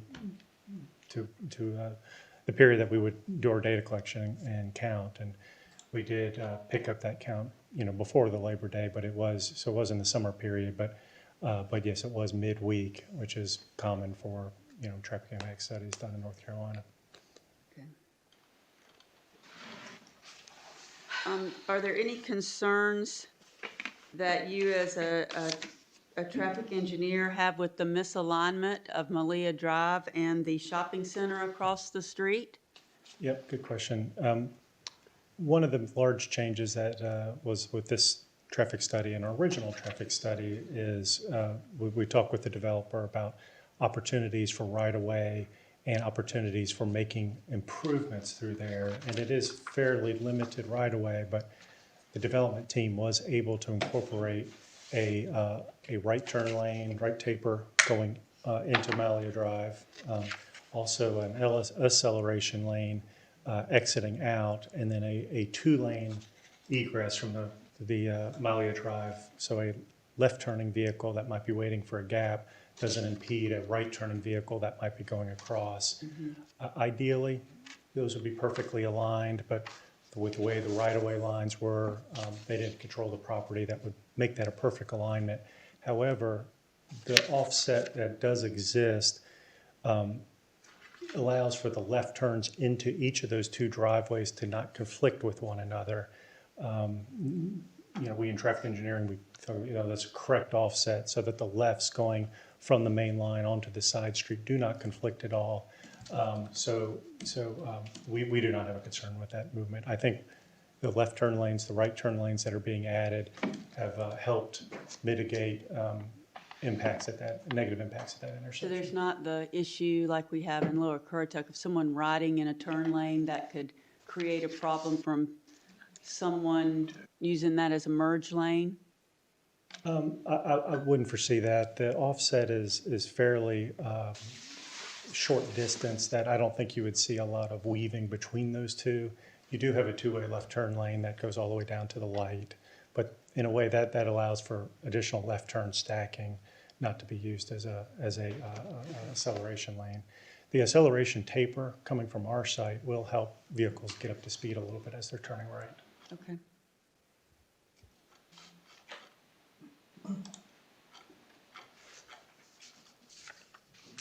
Anyone else have questions? Okay, thank you. Sure. Thank you. I would next call our appraiser, if I may, please.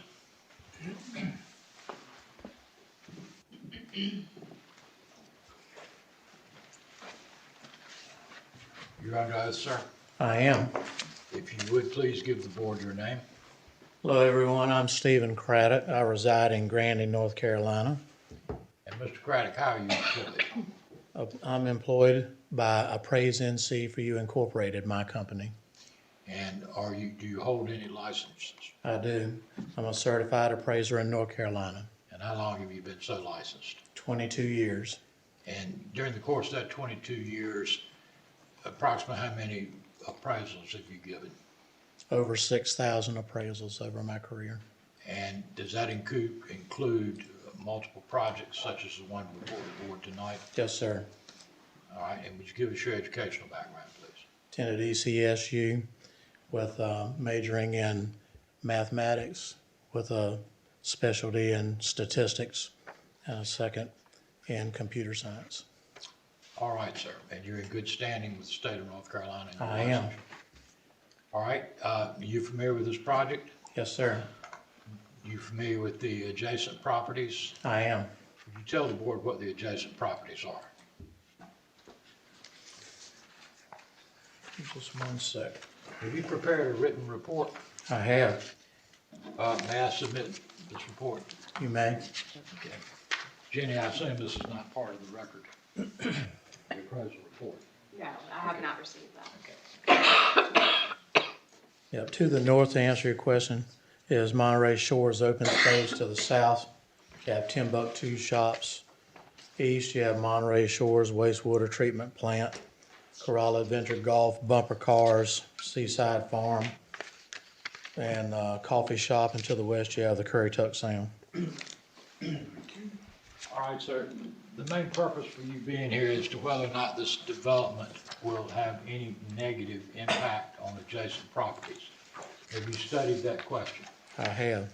Have you formed an opinion? I have. Now, don't tell me what the opinion is, but what is the basis of your opinion? What did you study in order to be able to answer that question? We studied supply and demand in the immediate neighborhood and the surrounding neighborhood. We also studied sales prices and median sales prices of properties that are in the neighborhood. And we looked at sales that have occurred in other areas, residential, that were adjacent to mixed-use properties. Do you have an opinion will you give us your opinion as to whether this development will have a negative impact on either the value or use of any of the adjacent properties? In my professional opinion, it will not. Thank you. I would submit the witness questions from the board, Madam Chair. Thank you. Does anyone have questions, Mr. Craddock? I would also introduce into evidence the appraiser's report. Thank you, sir. You're welcome. No questions at this time. Thank you. Thank you. Be glad to answer them if you guys have any. Thank you.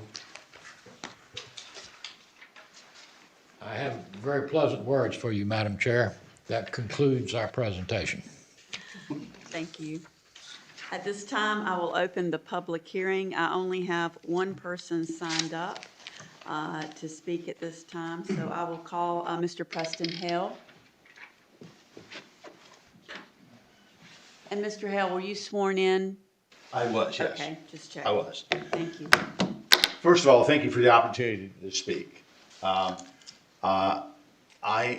am an owner of the abutting property. Excuse me, if you could start with your address as Oh, yeah. well. Yes, thank you. My name is Preston Hale.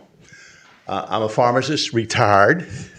I live in Virginia, and I own a house that abuts the property in Monterey Shores.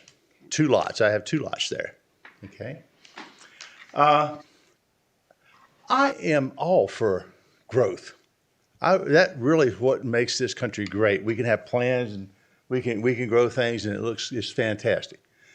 The issue, and I will tell you, I've gotten every one of Mr. Bissell's letters that, because you're within 500 feet of this development, I've gotten every one of those. I've not been to any of your meetings until I got this special use thing.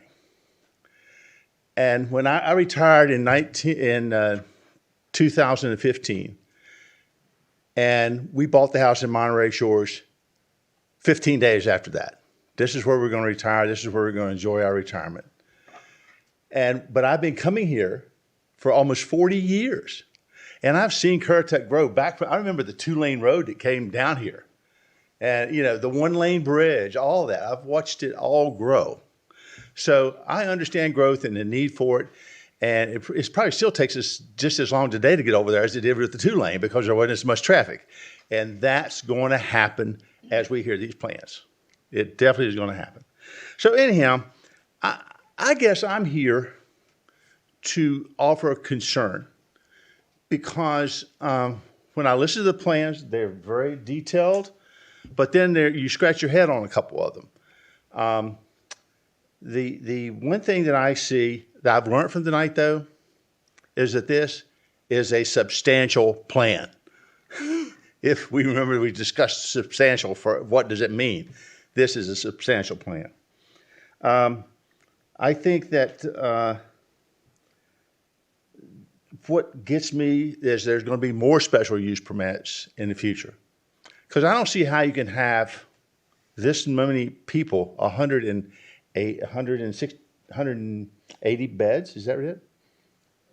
180 beds, 166 beds.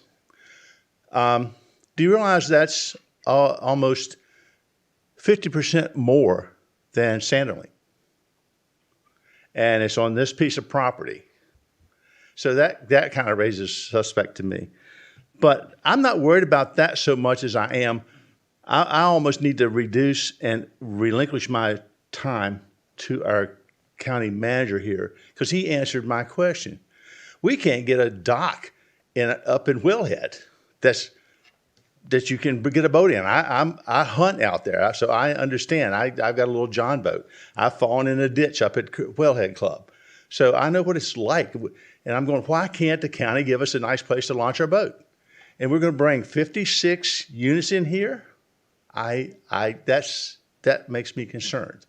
And definitely I'm going to hear some sound and noise from that. I hear the jet skis now out there from Timbuktu's rental in the summer. I can only imagine with 56 boats coming in and out, what that's going to be like. And then I look at Timbuktu with their jet ski rentals. They got to go all the way out further to get around that dock that they're building. So I wonder what they're going to run into with the grass and stuff like that. So anyhow, I'm just here to say I don't think that this is the time. The original plan, hey, the pool was bigger on the original plan. I like the original plan. There's nothing wrong with that. It should grow. But this is starting to overwhelm the area, I think. That's all I can say. And I do want to question, though, with the getting in and out egress. How long will it be before they're looking at, hey, can we not open a road through the 5G there by the apartments and go out onto Monterey Shore Drive? And then that really starts to affect me, too, getting in and out. So I don't know. That's just comments that I've heard. So I could go down the whole list, but I'm not going to bore you. We've been here long enough. So thank you for your time. And hopefully I'll come back and we'll all shake hands and love each other. You come to the house for a barbecue. Thank you. Thank you. What time? What was his address again when I have to My address is 845 Rosewood Court. Yeah. Barbecue. Yeah. I own lots 4, 5, it's 205 and 206. Okay. I believe Mr. Bissell has. I just wanted to make one comment that I didn't make earlier and intended to, and that is that this project increases the density of the Monterey Shores PUD by less than 1/10 of a unit per acre. Will we get revenue from that?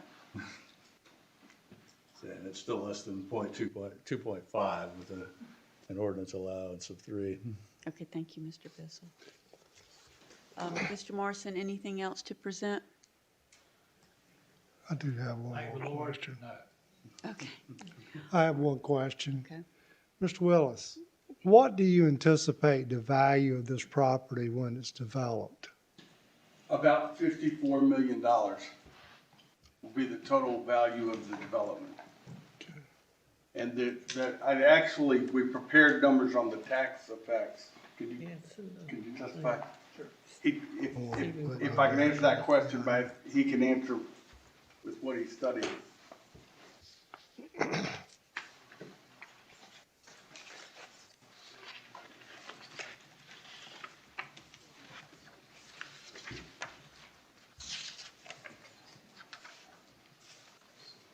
I can give you some data about the income that the county would be receiving as a result. What page are you on, sir?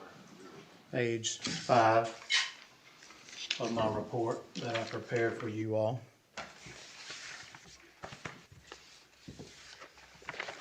Jarvis, you can let me know when you all are ready and I'll read Go from ahead, that. proceed. Yeah, you may proceed. Okay. I think we're all on the right page. All right.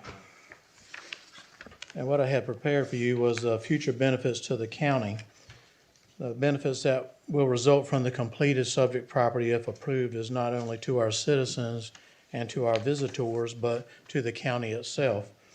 Currently, the county has assessed the tax value of the 3 subject parcels cumulatively at approximately $1.6 million, which gives the county a total of $9,270 annually in tax income. The applicant is estimating that the total tax assessment of the property after it's fully completed would be approximately $51 million, which will give the county $282,520 annually in real estate tax income at our current rate of 56 cents per $100 in value. Not only will the county receive the real estate property taxes from the property owner, but it also will benefit from the additional occupancy taxes which will be generated from the property rentals. The applicant estimates the total rental income to be approximately $5 million annually. This will give the county an additional 6% of the total rental income dollars, which would be another $300,000 in revenue from the occupancy tax. Additionally, the county will benefit from the sales and use taxes that will be generated by the businesses that will occupy the commercial portion of the property. The applicant estimates the retail sales from the proposed restaurant alone will approximately be $2.25 million annually. This will give the county an additional 2% of the total sales income, which would be another $45,000 in revenue. And furthermore, nearby businesses will benefit from the additional occupancy from their own sales of gasoline, food, souvenirs, and the like. Keeping these monies local is the key to all of our independent businesses' success, to increase the diversification of the county's tax-based revenues and for the stability and the income stream to allow for sustainability in the county's future budget and revenue calculations. We had approved the first project. Do you know what that tax revenue would have been? On the first part of the project, you mean? The first thing we approved. This is for what the changes, revised changes. I don't have those numbers with me, but I did a report as well, if you recall, the first time that it came before you.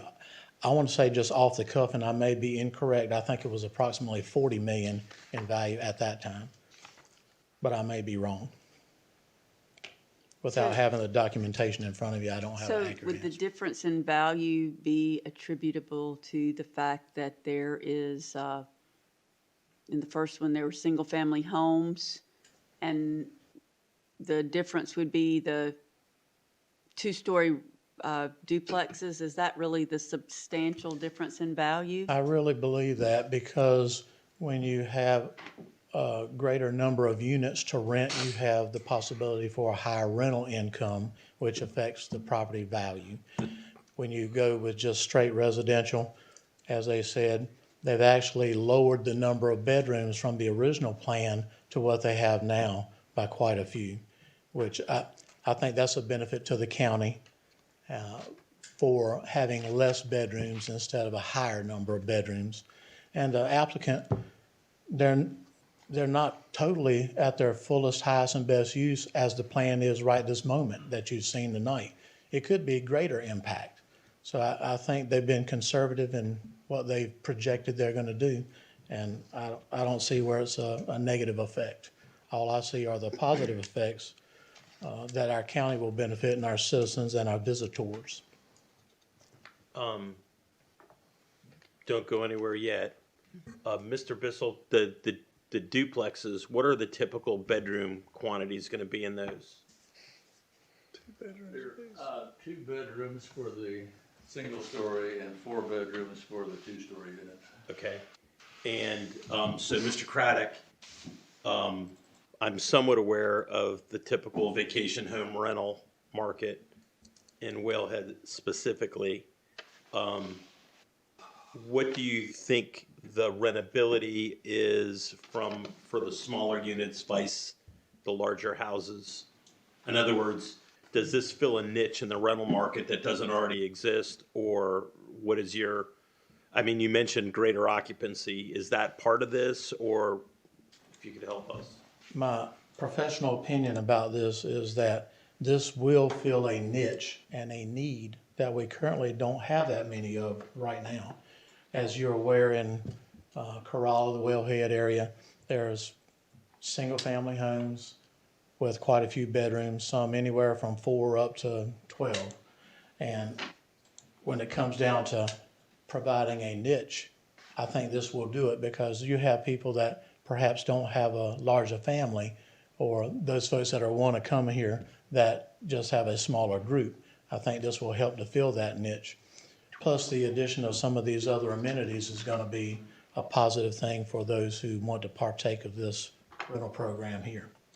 I will say anecdotally that a lot of comments that I've heard from our guests, and law enforcement as well, that not everybody wants to go vacation with large numbers of other family members, that space is still desirable. So and there has been and I don't know that I know of anything factually. Clearly what you just stated is better than what I know, but there has been a push to go towards a smaller size vacation unit because of, not wanting put- 6 bedrooms worth of people, 8 bedrooms worth of people in the same house. Personalities clash, domestics rise. Well, I think Stephen hit it on the head. It's going to attract a new type of tourist. Somebody's been married a couple of years and no children. They don't want a 8-bedroom house to come stay in. They want to be alone possibly. They don't want a 4-bedroom one either. Well, that would be a mom and dad and 2 children. I would always mention to you that our tourists that come here will someday likely be our residents. So having this to encourage them to come here to the Outer Banks and enjoy our area like we do every single day, filling that niche with these smaller dwellings, I think is a positive thing. Just out of curiosity, the rental units above the retail, are they 2-bedroom, 4-bedroom? What's the breakdown of those 9 units? 3-bedroom? Yeah, they are 3-bedroom as well. Okay. And I feel like that is a more effective use of land. And if I can speak a little bit about the zero lot line thing, the reality of that is developments that have a higher percent of dwellings like this, that is an effective use of land. You're actually preserving land by having cluster developments like this. So in my professional opinion, it is a positive thing to have the use of, let's say, the area above a business, which perhaps might not even be used, it's just wasted space. So having these dwellings above those commercial units, I think is an effective use of land and preserves land. Mr. Willis, do you envision these as being like weekly rentals, kind of like all of Corolla or Airbnb? I mean, what's the vision here? I think that that's going to be the predominant user for now. In the future, I think with the construction of the Mid-County Bridge and all of the different forecasts for changes that might occur, with that coming in, I think that could change somewhat. But for now, I think it's mostly weekly rentals.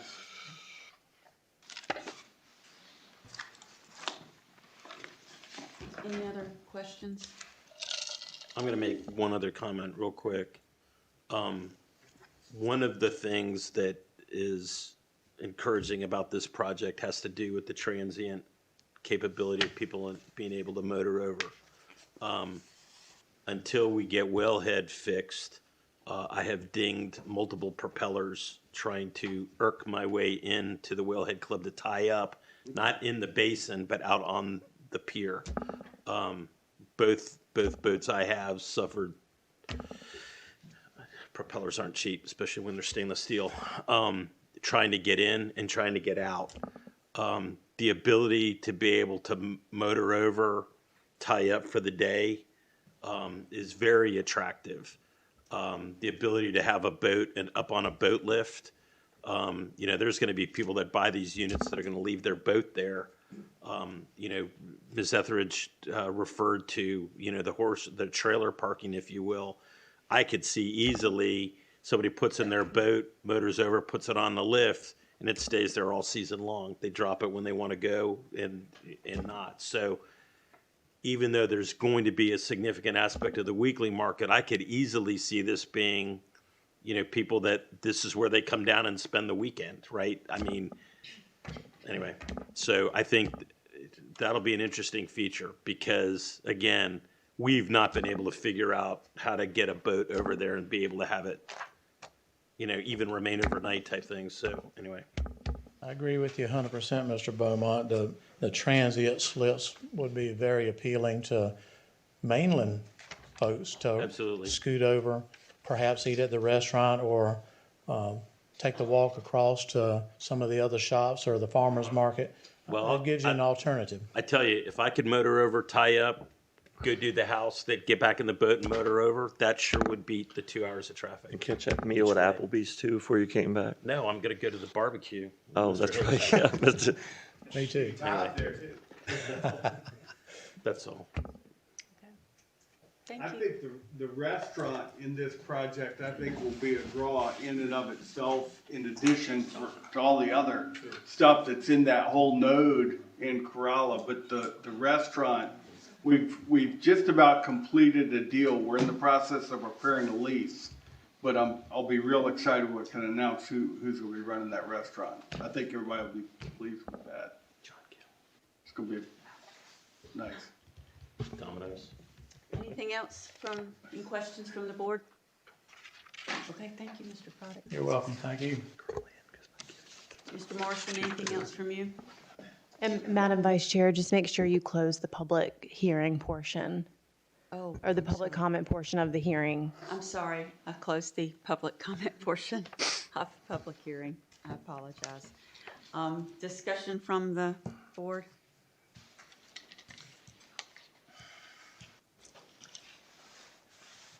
If not, I will entertain a motion. Ms. Vice Chairman, I move to approve PB 23-28 Porpoise LLC because the request is consistent with land use plan goal number 3. and That's the economic- wrong agenda wrong item. one. Monterey Shores. You need it? I got it right here. And there's two of them. Never mind. There it is. I didn't I'm see already it. tired. We're not even 10 o'clock yet. All right, let's try this again. I move to approve. Oh my God, help me, Lord. PB 8756 Monterey Shores PUD amended sketch plan special use permit because the applicant has demonstrated the proposed use meets the review standards of the UDO. And so, first of all, the use will not endanger the public health or safety. The use will not injure the value of adjoining or abutting lands, be in harmony with the area in which it is located. The use will be in conformity with the land use plan and other adopted plans, specifically the Imagine Currituck 2040 Vision Plan, Corolla G3 Transect Policies 2.1, 2.2, Parks and Rec Policy 1.1, Transportation Policy 2.1, Land Use Policy 2.1, Economic Development Goal number 2. And the use will not exceed the county's ability to provide adequate public facilities. Can you add to that the No pond. installation of the gate with a keypad access? Yes, to include adding of a gate, the access which Public safety. I'm going to leave to the interest of public safety is how that would best be served. The pad would certainly be one, but a Knox box, there are other solutions that may be more appropriate. And can we add one more? The restricted covenants for no fences. Yes, restricted covenants, no fences or obstruction in between the units. And I believe, Mr. Beaumont, your motion is absent the pond. Yeah, I said, yeah, but don't forget no pond. No pond. That's correct, no pond. Yes. Second. Okay, motion has been made in a second. All in favor signify by saying aye. Aye. Aye. All opposed? Yay. Okay, motion carries 4-1. Okay. Do we need another break? Oh, yes.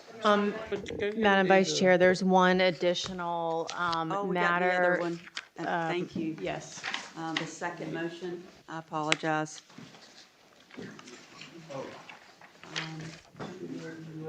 I will open the promotion for the second portion of the Monterey Shores.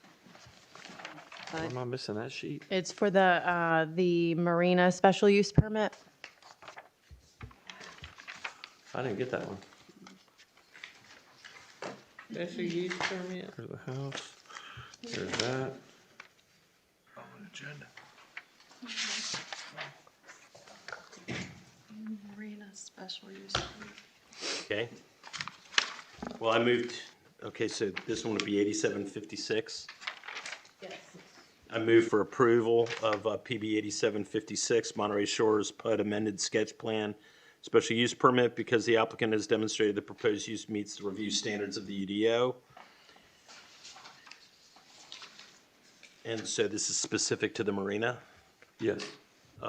Yes, so this is for PB 87-56 Monterey Shores PUD Marina Special Use Permit. I think that's probably a different page than what you're reading off Got it. of. I see it. Wait a minute. It's right here. It's the same number. You just you left out the word marina. Here, you want me to take it? No, I already got the references, dude. You got it. All right, go with it. So, specific to 8756 Monterey Shores PUD Marina special use permit because the applicant has demonstrated the proposed use meets the review standards of the UDO. Specifically, the special use permit review standards will not endanger the public health or safety. The use will not injure the value of adjoining or abutting lands and will be in harmony with the area in which it is located. The use will be in conformity with the land use plan, specifically Imagine Currituck 2040 Vision Plan, the Parks and Rec Policy 1.1, Transportation Policy 2.1, and economic development goal number 2. And then finally, the use will not exceed the county's ability to provide adequate public facilities. Second. Okay. We have a motion and a second. All in favor signify by saying aye. Aye. All opposed? Motion carries. Okay. Thank you. Right, you collect whatever versions were yours. Okay, our next agenda item. Oh, we need a break? 5 minutes. All right, we'll take a 10-minute break. We'll be back in here at 6 o'clock. Read the story. All right, I know we're a little early, but it's getting late, so we'll go ahead and move on to the next item agenda. That's PB 23-29, Currituck County, request for an amendment to the Unified Development Ordinance, Chapter 2 Administration, and Chapter 3 Zoning Districts to allow more flexibility for conditional zoning conceptual development plans and to expand minor modifications. That's it?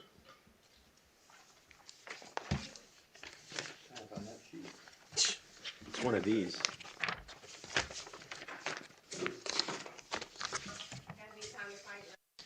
It's not that one. Right. Yeah, it's not that one. Not that one.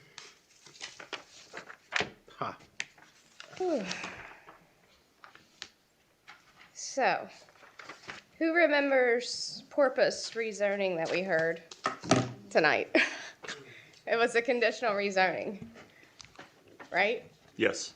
So, the conditional rezoning was initially approved by the board, and when they actually went to go do the project, some things had changed.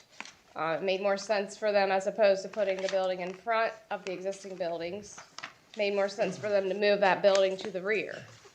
Well, the way our ordinance currently reads with respect to minor modifications of conditional rezoning, that required that application to come back before the board to make that change. A building within the setbacks, nothing else really changed from the front to the rear.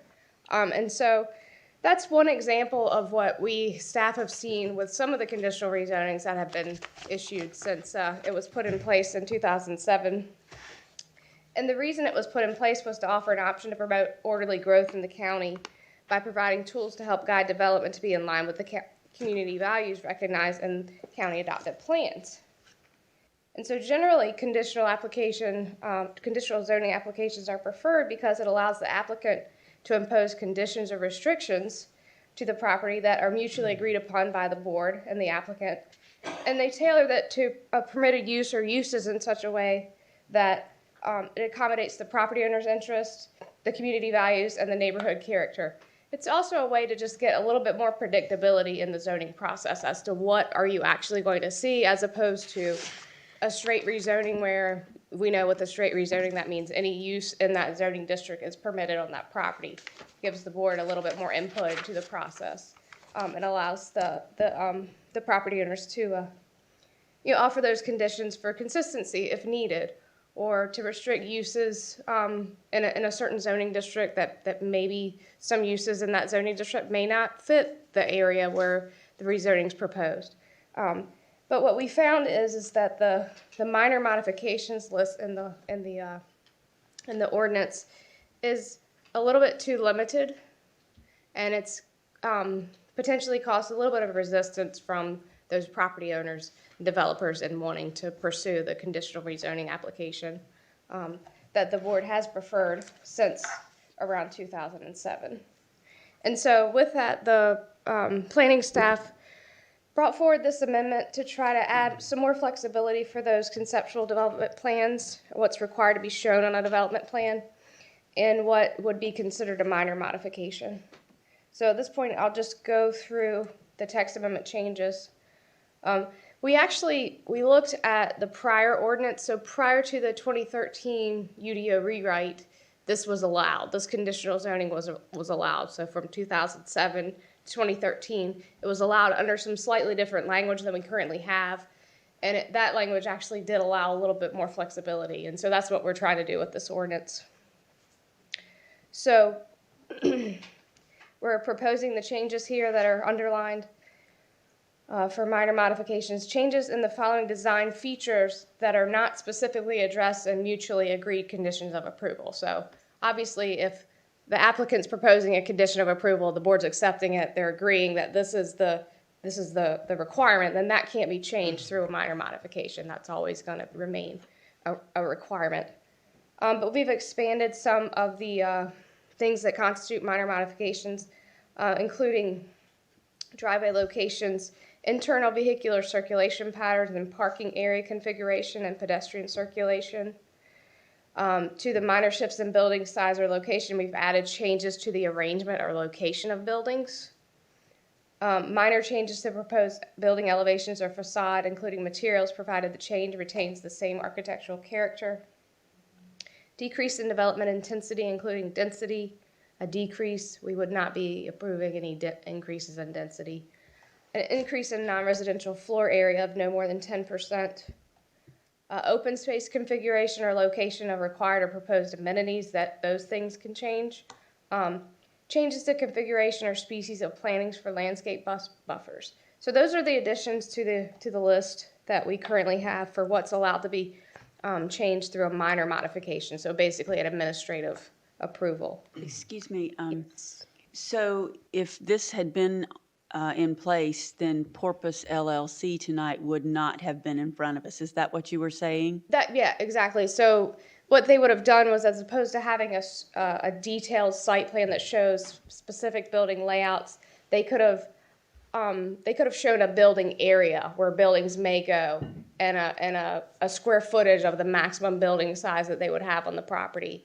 And maybe, not for that particular application, but maybe another application might have, a landscaping buffer on either side that was going to be potentially have more, be more restrictive or have more plantings than the ordinance would require. That was something that the applicant was proposing. But yes, so that's why we're bringing this ordinance before you. Thank you. Mm-hmm. So that's what you can change after you actually have an approved conditional rezoning. And these changes are to what's required with the actual development plan that's submitted with the conditional zoning application.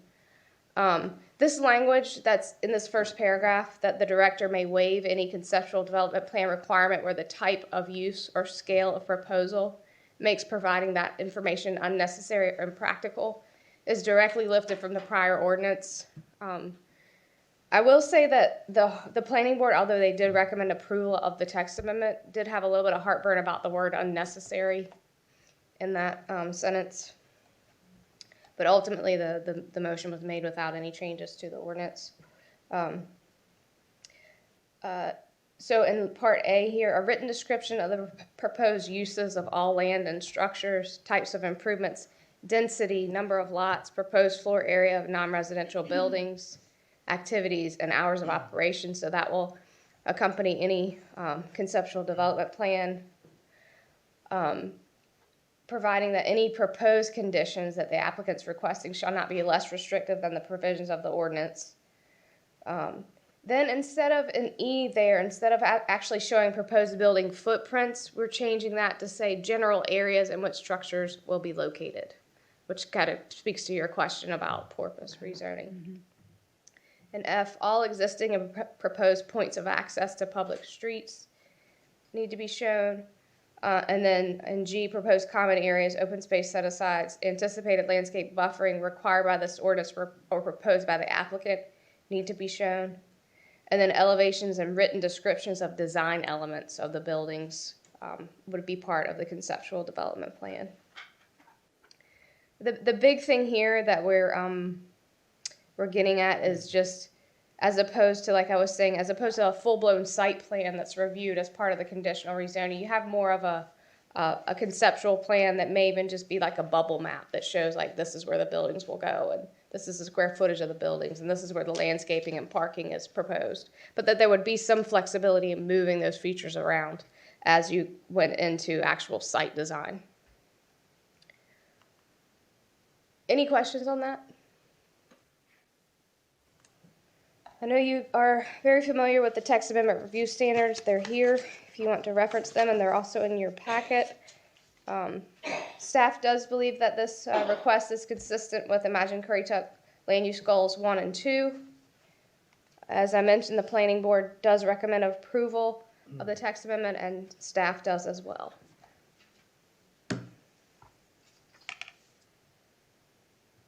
Any further questions for Ms. Turner? Okay. If not, I guess I'll open the public hearing. I don't have anyone signed up, but if there is anyone who would like to speak on this agenda item, okay, I will close the public hearing this time and ask if there's any discussion. Okay, if not, I will entertain a motion. Madam Chairman, I move to approve PB 23-32, Currituck County Text Amendment. 29. 20, Ha, you pulled a Beaumont. Yeah, oh, I looked at the wrong one. there was a lot of Okay. sheets. 23-29 Currituck County Text Amendment because the request is consistent with the Imagine Currituck 2040 Visioning Plan and includes land use goals 1 and 2. Second. All right, we have a motion and a second. All in favor signify by saying aye. Aye. Anyone opposed? All right, motion carries. I thought I had them in the right order. Okay, our next agenda item, PB 23-32, Currituck County, request for an amendment to the Unified Development Ordinance, Chapter 4, Use Standards, and Chapter 10, Definitions and Measurement, to allow prefabricated building sales in the General Business Zoning District. Ms. Turner. Thank you again. Let's see here.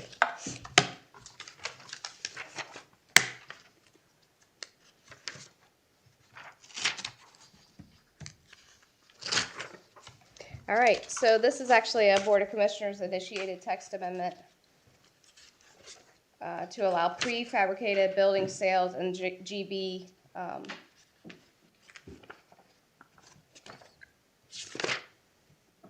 right, so here's the summary use table from the ordinance that shows where manufactured home and prefabricated building sales are currently permitted. And you can see that they're grouped together as one use, and they're permitted only in the industrial zone, so the light and heavy industrial zones, with a zoning permit subject to some additional specific requirements.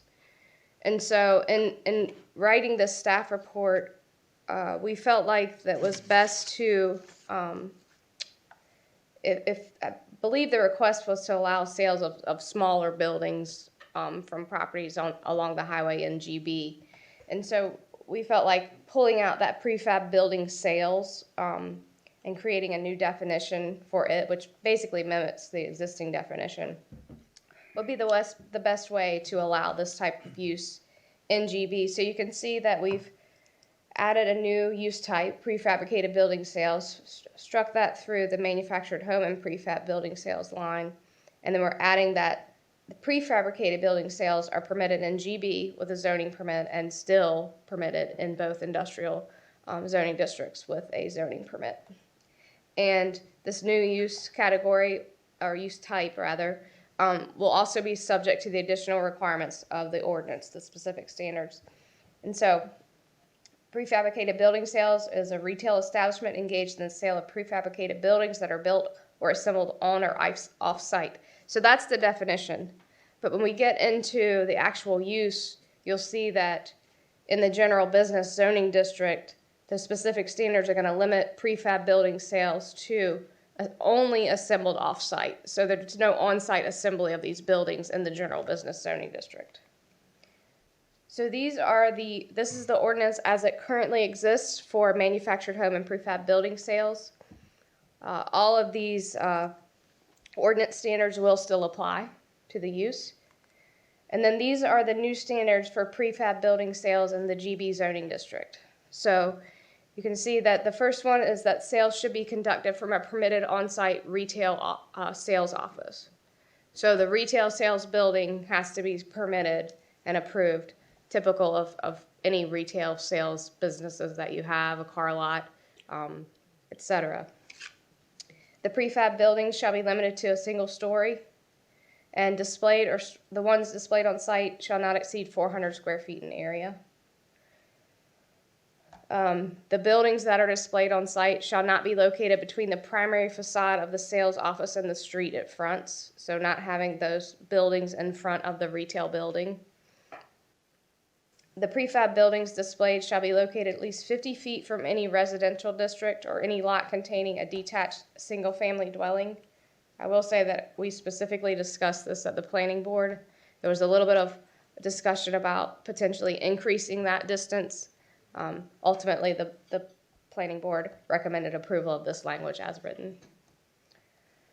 Here's what I was mentioning earlier in number 5 there.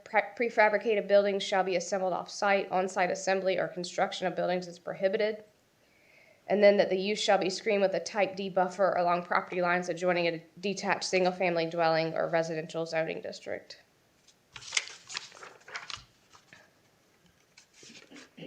I do have some pictures of this kind of use that you see around eastern North Carolina. And this is why we have these standards, to try to make it a little bit more appealing from the highway.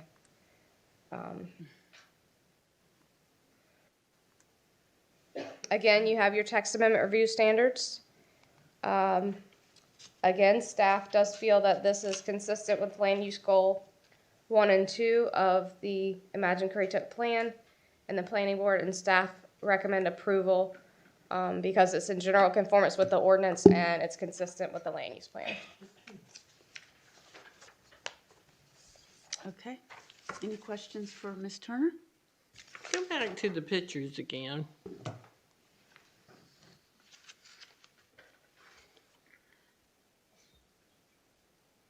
Is this something that could be in Currituck County? So in a general business zoning district today, no, because the use isn't allowed in general business. But subject to those standards I just read, it could be. But what you would see you would see a retail sales building that they're operating from under this ordinance. Which could be one of these little things. Only if they got it permitted as such and it met our ordinance for that. I don't know if it would. And building code, Have yeah. to meet the building code. And then you would see that any other buildings that are displayed on site can't be located between the sales building and the road.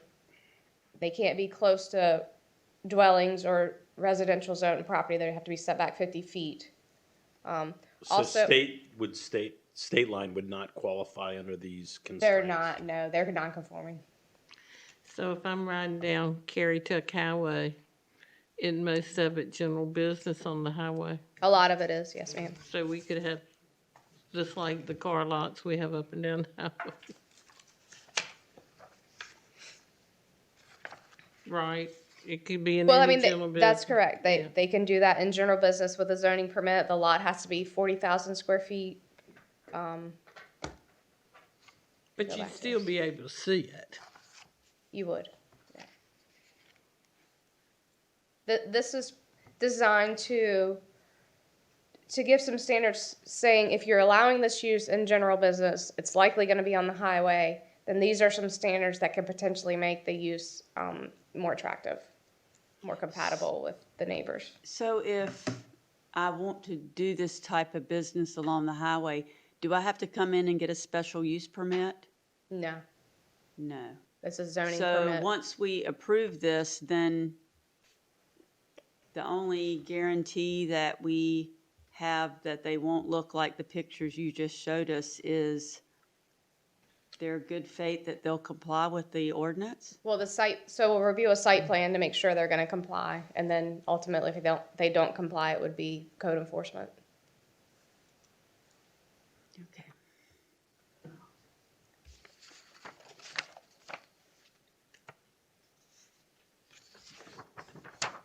Does this also include, I was reading in the agenda packet, this could also include the sales of like tiny homes, as long as they're under 400 square feet? So this is not just sheds we're talking about any Prefabricated buildings. any type of prefab, so. That's correct. Okay. as long as they're not built on site. So 400 square feet would obviously, Currituck map, 20 by 20. Okay. Any other questions for Ms. Turner? 20 by 20, no, 20 by 20. All right, thank you. I will now open the public hearing. I do not have anyone signed up to talk on this. I have a quick question. I'm not trying to elongate things, and I know we're trying to get out of here. But Okay, if you would was come it up and consider- I'm sorry. state your name and address for the record, please. Well, most of you know, the people watching at home don't. John Snowden, I'm at 112 Maple Road, and my lot is zone general business. I don't plan on throwing a bunch of small sheds out there and selling them.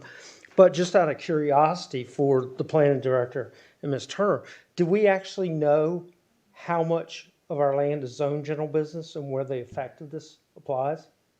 Have we done a catalog?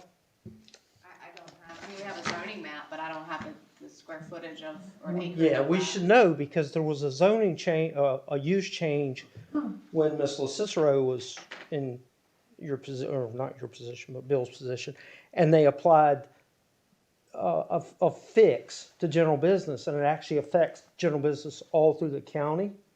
So you have the rule of unintended consequences where you make a change, and then you've got, you know, people in Moyock who bought those general business lots that are on the side of Moyock Landing. They changed the zoning so they could have chickens. It affected all the general business in the county rather than change the zoning on the lots to single-family mainland, which was the use on the ground. Because when they built that, they had general business down each side to have businesses in there, and then they have the houses in the back. General business allows for a dwelling, like mine. Mine's way back to the 80s. But my question is, number one, do we know how much this affects? And number two, I think a good thing in the packet, just giving you a little suggestion is, take a typical general business lot and draw it out so the board can see what it would look like with the sales office and then where your product is. Okay. Just suggestions. All right. Thank you. Thanks. Did you also want to speak? If you want to come on up, state your name and address for the record, please. I'll be brief. Past my bedtime. Steve Hedrick, 296 Summit Farms Trail. My only question, I mean, this sounds great. It sounds really good. My only question would be, would this be used in a retroactive manner? State Line has been up there since this was a 2-lane road. We always talk about unintended consequences, as Mr. Snowden has brought up. What I would not like to see is, a business owner be put through because he comes in here, let's say he wants to change his design plat of what he's got going on, and now all of a sudden he's got to conform to this new thing. Just something to think about for small business people. So, thank you. Okay, thank you. And Ms. Turner, he would be non-conforming, state. Okay, so he's non-conform. Yeah, State Line is non-conforming, so this text amendment won't directly affect State Line, right? How about the State Line in Grandy? His other location, non-conforming? I think, yeah. Well, if you stop and look at what you're describing here, let's say an acre lot, and it's 210 feet square. If you got to be 50 feet away from the edges, that only leaves about 100 feet that can be done in the middle. So you're not going to have it stacked up with these buildings. Not like it looks in, that one picture she had is in Sunbury, I believe, or is like on the way to Gates County. Well, let me close, if there's no one else that wants to speak, before I forget, I'm going to close the public hearing. And I will ask if there's comments or discussion by the board. My main comment is our county years ago said we were going to start trying to make the corridor more attractive, and I think this makes it less attractive. I think if the question that John asked, if I remember correctly, about everything on this corridor is zoned general business 500 feet back. And that was done 30 years ago. So I know there's a couple of business, people that have asked for this. I asked for it to be looked at because we're losing business opportunities. And we hear all the time that Currituck's difficult to try to get a business started in. And with that, Madam Chairman, I'm going to move to approve PB 2332, Currituck County Text Amendment, because the request is consistent with the Imagine Currituck 2040 Vision Plan, including land use goals 1 and 2. Before I say something, Madam Chair, can I ask? The rules that were stated, can we go back a couple slides, because I'm trying to find that on mine, as far as the setbacks and all that stuff? Is that including all that, your Yes. motion? Yes. Okay, I was just making sure before. All right, I'll second his motion. All right, we have a motion and a second. Any further discussion? If not, all in favor signify by saying aye. Aye. All opposed? Nay. Motion is denied. Okay. All right, I'll move on to new business.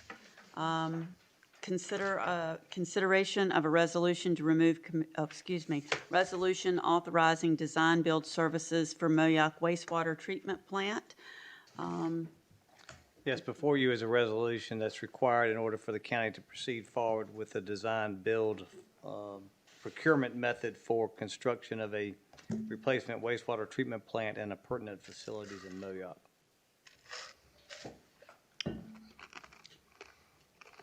So, a couple questions. So this is not the plants that we were talking about, or is this in addition to the plants, the mobile plants that were supposed to be being brought in that we had sought wastewater permitting? There's a modular plant that should be delivered between March 15th and March 31st. That's a temporary solution.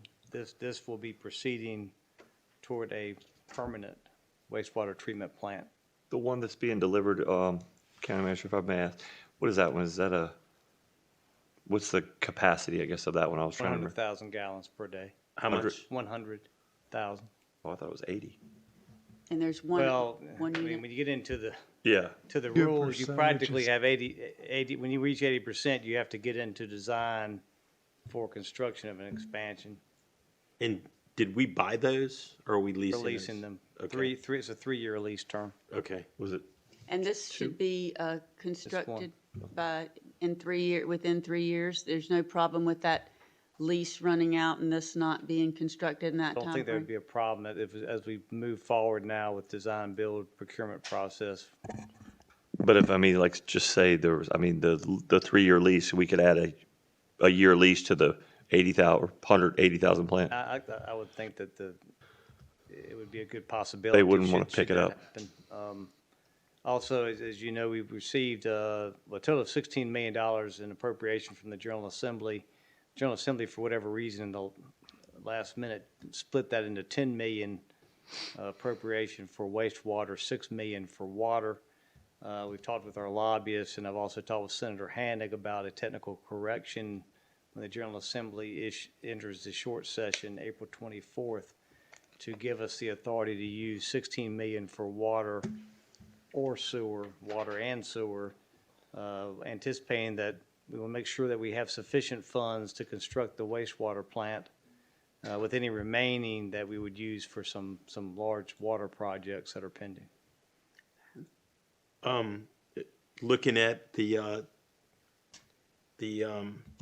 resolution and criteria number 3, the ability to ensure a quality project can be delivered, how are we going to ensure that this project will operate the day it's open, vice, for example, Ocean Sands, which took multiple years to figure out that something wasn't running in the background?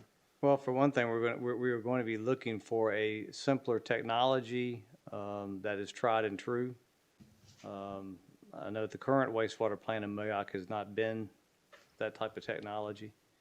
But I thought Ocean Sands was, Well, Ocean Sands also has a lot more, probably computer, assisted operation than is, than a more basic tried and true technology. That's been a large part of the problem at Ocean Sands has been, electrical components and the computer software issues, as well as there have been, as I reported to you, the board in December, there have been some other components that have just corroded, such as bar screens, and we're getting back to the point of having those all repaired. Logan is now working in tandem with the computer software company to get the computer software over there back up and online and operating correctly. So am I understanding you that this technology that we're going to be seeking for this wastewater plant will not be as computer-driven? Yeah, I mean, I think one thing we've kind of been looking at is much like the Moyoc Commons package plant. Very simple, very basic. It doesn't rely upon a lot of high technology in order for it to operate. And correct me if I'm wrong, I ate lunch with one of the one that operates that, and he was just saying how, I know the Mayock Commons one is just like, far as violations, that one's been like short, simple, slaying it compared to the other ones, if Yes. I'm. That's correct. but right, but I want to make sure that part of this is we know when we accept it, however that's done, that it's operating, because we don't, the Moyoc plant going back, right? We never were able to document that it was a failure. And then, Ocean Sands has taken basically 2.5 years to figure out, that something's not working. So, that needs to be somehow protecting the county, that the system that we pay for actually does what it's supposed to do. And then finally, I'm curious, criteria number 5, specifically, the county will require contractors to comply with the hub goals set by the Board of Commissioners. I'm not aware of what the hub goals are that we set. We have adopted that in our contracting and procurement policy. I don't know what that is right offhand. I don't have it in front of me. Basically saying it's worked like it's supposed to. No, negative. Hub goals. Historically underutilized businesses. Business. Okay. Yeah. We require that an effort be made for the contractor to include historically underutilized businesses. And that's a general, North That's in Carolina general construction. statute? Okay. Okay.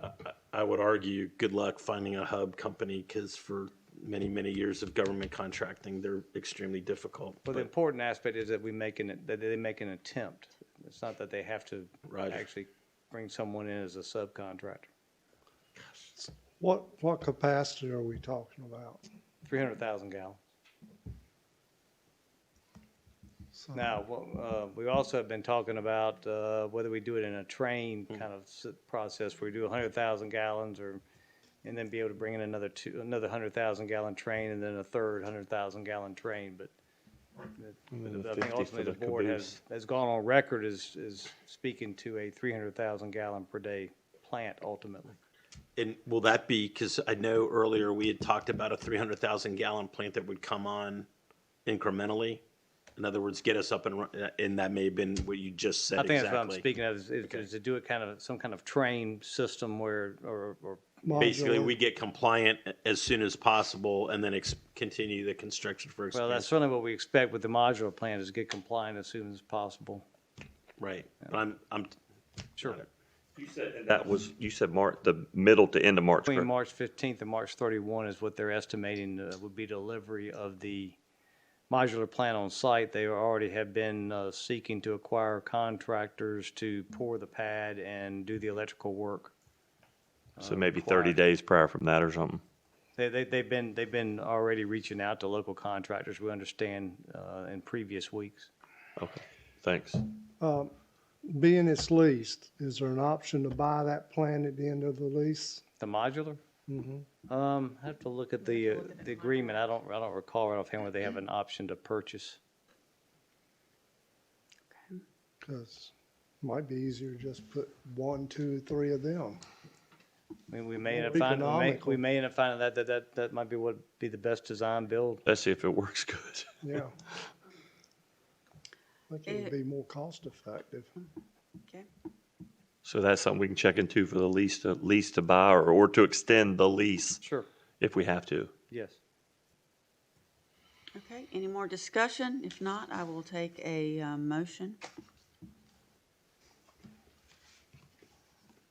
I make a motion to authorize the design build services for Mayock wastewater treatment plant.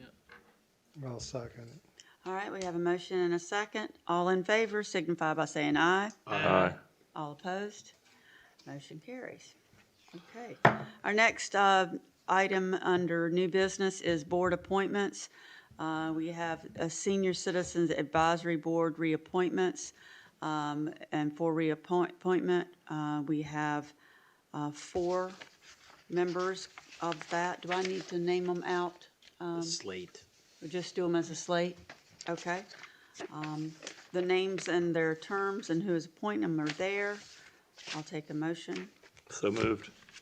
Second? I'll Second. Okay. We have a motion and a second. All in favor signify by saying aye. Aye. Anybody opposed? All right. And the last item under new business is consent agenda. Move for approval. Second. We have a motion and a second. All in favor signify by saying aye. Aye. Aye. All right. Anybody opposed? Motion carries. All right, I'll take a motion for adjournment. So moved. I would Second. like to say Oh. one thing. You've done a great job. Thank you. I appreciate it. Really We have a motion for adjournment. Can I get a second? A second. Okay, all in favor? Aye. Anybody opposed? They can stay here. Motion carries. Thank you.